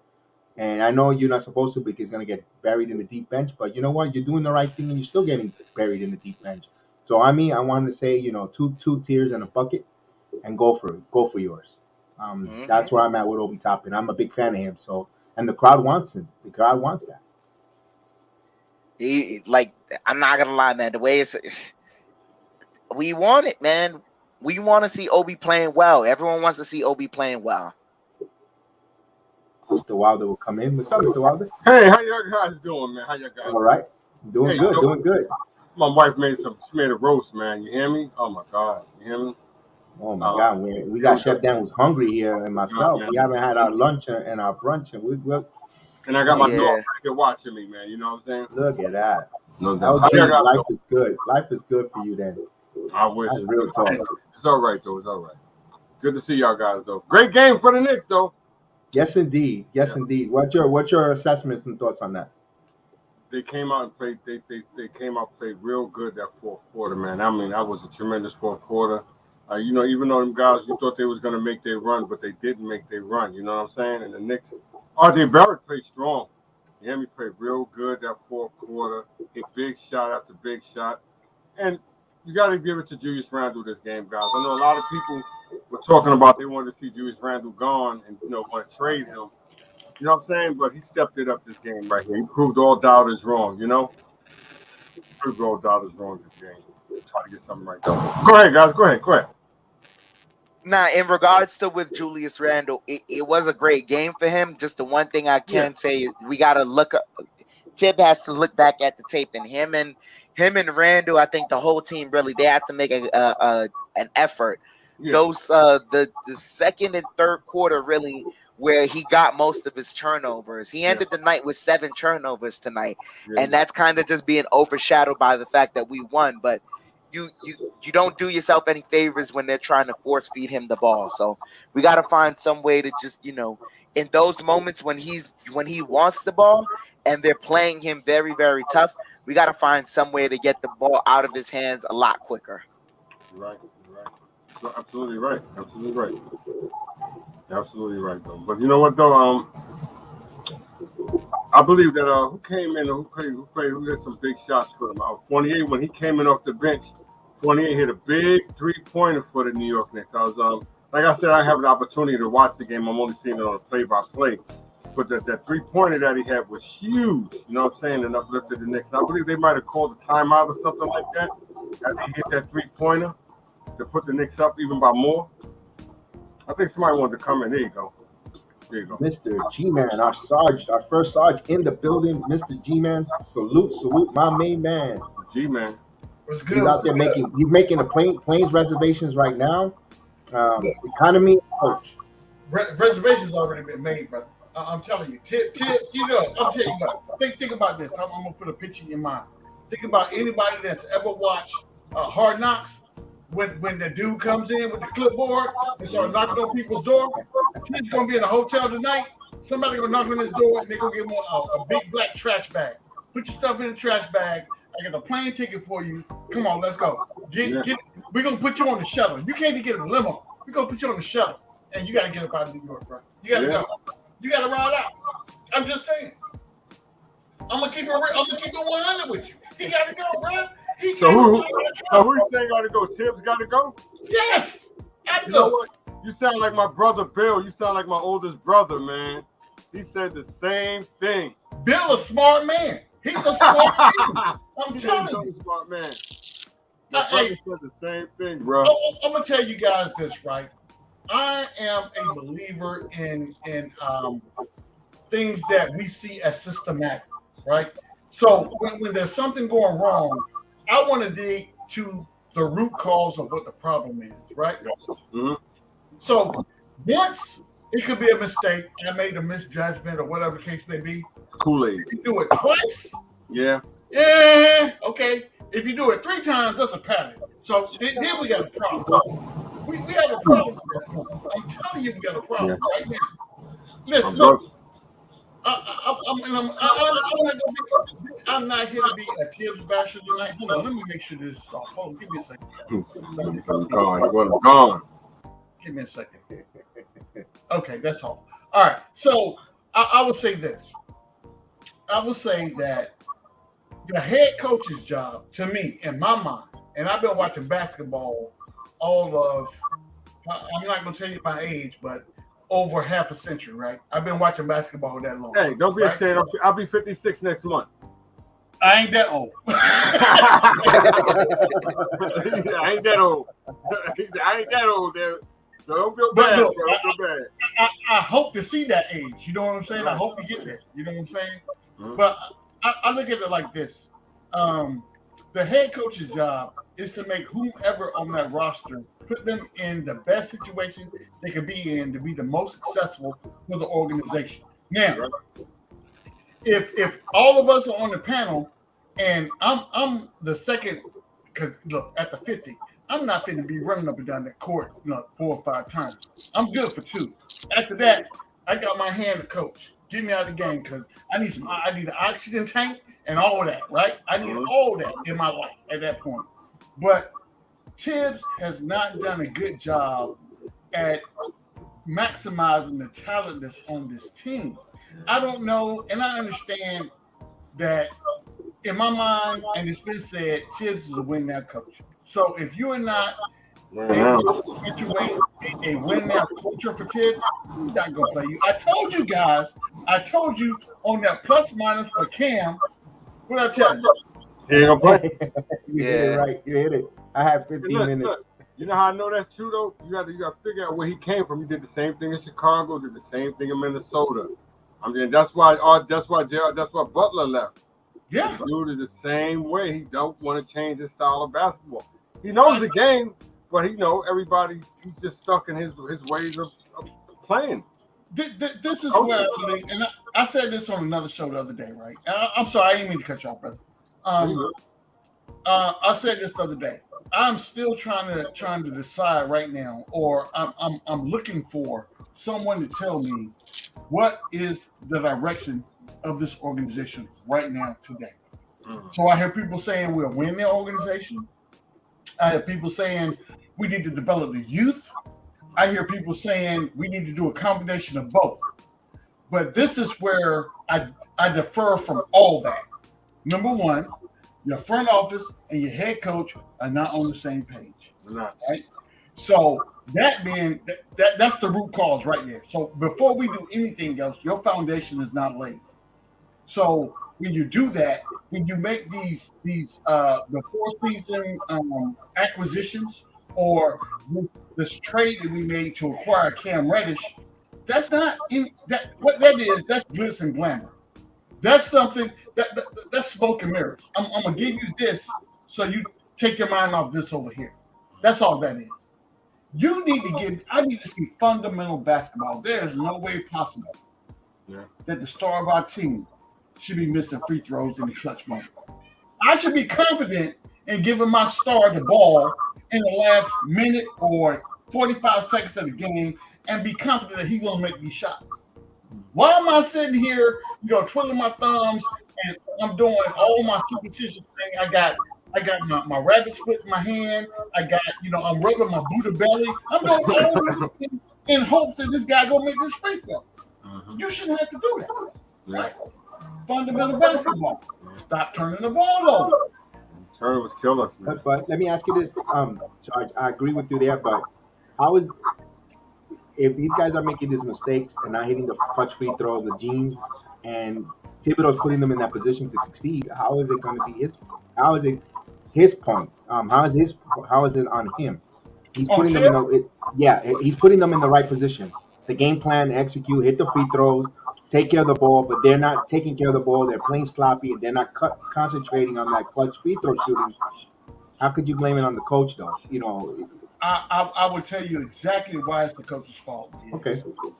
Because when you see that happening as the head coach on the team, it don't take you 4 or 5 minutes or 8 to 9 minutes to figure out something is wrong. You're the head coach. Can I tell you this, though? My son's basketball coach, I watch him let the little point guard do whatever the damn thing he want to do on the team. You hear me? Almost cost it. He do it every game. He can score, the second leading scorer, but the coach don't check him. You know what I'm saying? Because he's the second leading scorer. Exactly. And that's the thing. Tom Thibodeau has hitched his wagon to Julius Randle, right, wrong, or indifferent, based upon his performance last season. So you notice when Julius Randle consistently turns the ball over, Tibbs never says anything to him, right? When Julius Randle dribbles the ball into double coverage and makes a bad pass, Tibbs never says anything to him at all. Even when he comes to the sideline, he gaps him up, sends him on, and gets him rest. And I'm gonna put Obi in and crucify him till he makes a bad shot. And why doesn't he get enough playing time? I don't see him. He don't get enough playing time, man. Obi. Look, this is what I'm gonna tell you about Obi. I'm about to start an Obi Toppin campaign right now. I want to see Obi Toppin traded to the Sacramento Kings to play with Halliburton. That's what I want to see. That's what I want to see. And then, I'm gonna keep this jersey right here because it's the first one he had, right? But as soon as he goes someplace else, I'm gonna give me an Obi Toppin jersey. I'm still gonna be next man. Hey, but what? I like Julius Randle, man. I'm a Julius Randle. I like Julius Randle. He plays hard, man. Sometimes you may not make the right decisions, but he plays hard. He gives his heart every night. You know what I'm saying? And when the Knicks do let him go, and if they do, watch I tell you, we're gonna regret it. We're gonna regret it. So this is what I say about Julius Randle, and I agree. In certain situations, Julius is that man. Like today, I saw Spurs with Julius's game. I was like, yeah, give it to me, Julius. You know what I'm saying? But I think that where Knicks fans are kind of cemented to or anchored to is they still are enamored with his performance last year. Okay, so this is what I would tell you. Look at Julius Randle's performance prior to last year. This is why we drafted Obi Toppin. His performance prior to last year is why Obi Toppin is on this team right now. He had a coming out party last year, second team All-Star and all that. And I give him kudos for everything that he's done up to that point, right? But this is what I look at. Can you recreate that magic? And what I'm seeing right now is spurts. I still see glimpses of that happening, right? But more often than not, it's not that consistent. The same criticism I give to Evan Fournier, and you guys know I want Evan Fournier going on. If I could give him an express flight right now, I would. I swear to God, I would. But I need but he got to go. Look, he got to go, and whoever signed his contract need to be on the plane with him. I don't care who it is. I don't care. They got to go. Fellas, it's been a good 3 hours. I was calling the game with y'all. I love breaking down the Knicks, but I woke up late. I got to go get some breakfast / brunch, whatever. I just need the first meal of the day. That's why I had to go eat, man. I was hungry, man. No problem, shut down. I'm gonna be up for another 15 minutes, and then we'll call it. It's good talking with y'all, and G-Man, we definitely got to break down some of these Giants highs. You got to talk about G-Man for real. No, we gotta do something before we. Yeah, definitely. When we say goodbye, hang out backstage. I want to go about that and plug that. Sit down, have lunch there. We'll talk to you. I'll talk to you a little bit later on this evening. All right, peace out, everyone. All right, big guy. Stay warm. Stay warm. Yeah, we're gonna try. Let me tell you guys this, and I don't want to be the negative Nancy. I'm happy for the win. It broke the 3-game losing streak. I'm absolutely ecstatic about this win, but I'm still concerned about this road trip we're about to go on for sure. And we got a back-to-back. We play Cleveland tomorrow. You know what I'm saying? And that's not a gimme. So, we need to see more of what we saw today. People playing team basketball. I like the ball movement. You know what I'm saying? But the Knicks got to give me something a little bit more consistent than, I got to wait. You got to lose 3 games for me to get the win. I can't do that. Right. Hopefully that's a good sign. They you know what? It looks different as long as I know you said it earlier. Alec Burks shouldn't be the point guard, but no, they play much better with him there, though, G-Man. And it's like it makes you want. And me, it makes me want to pull my hair out because it's like. You got Kemba Walker, who's a natural point guard. Why can't we make this work? And he's there. I don't know what it is. What it is. You know what I was thinking before? I was trying to explain to my brother too. Sometimes players don't, they don't want to play for that coach. You know what I'm saying? I've seen a lot of players run coaches out of town. You hear me? And I know you guys watch a lot of basketball, and you've seen it. You know what I'm saying? They'll stop playing if they don't like that coach. That's how Tom Thibodeau's got fired from his last couple of jobs.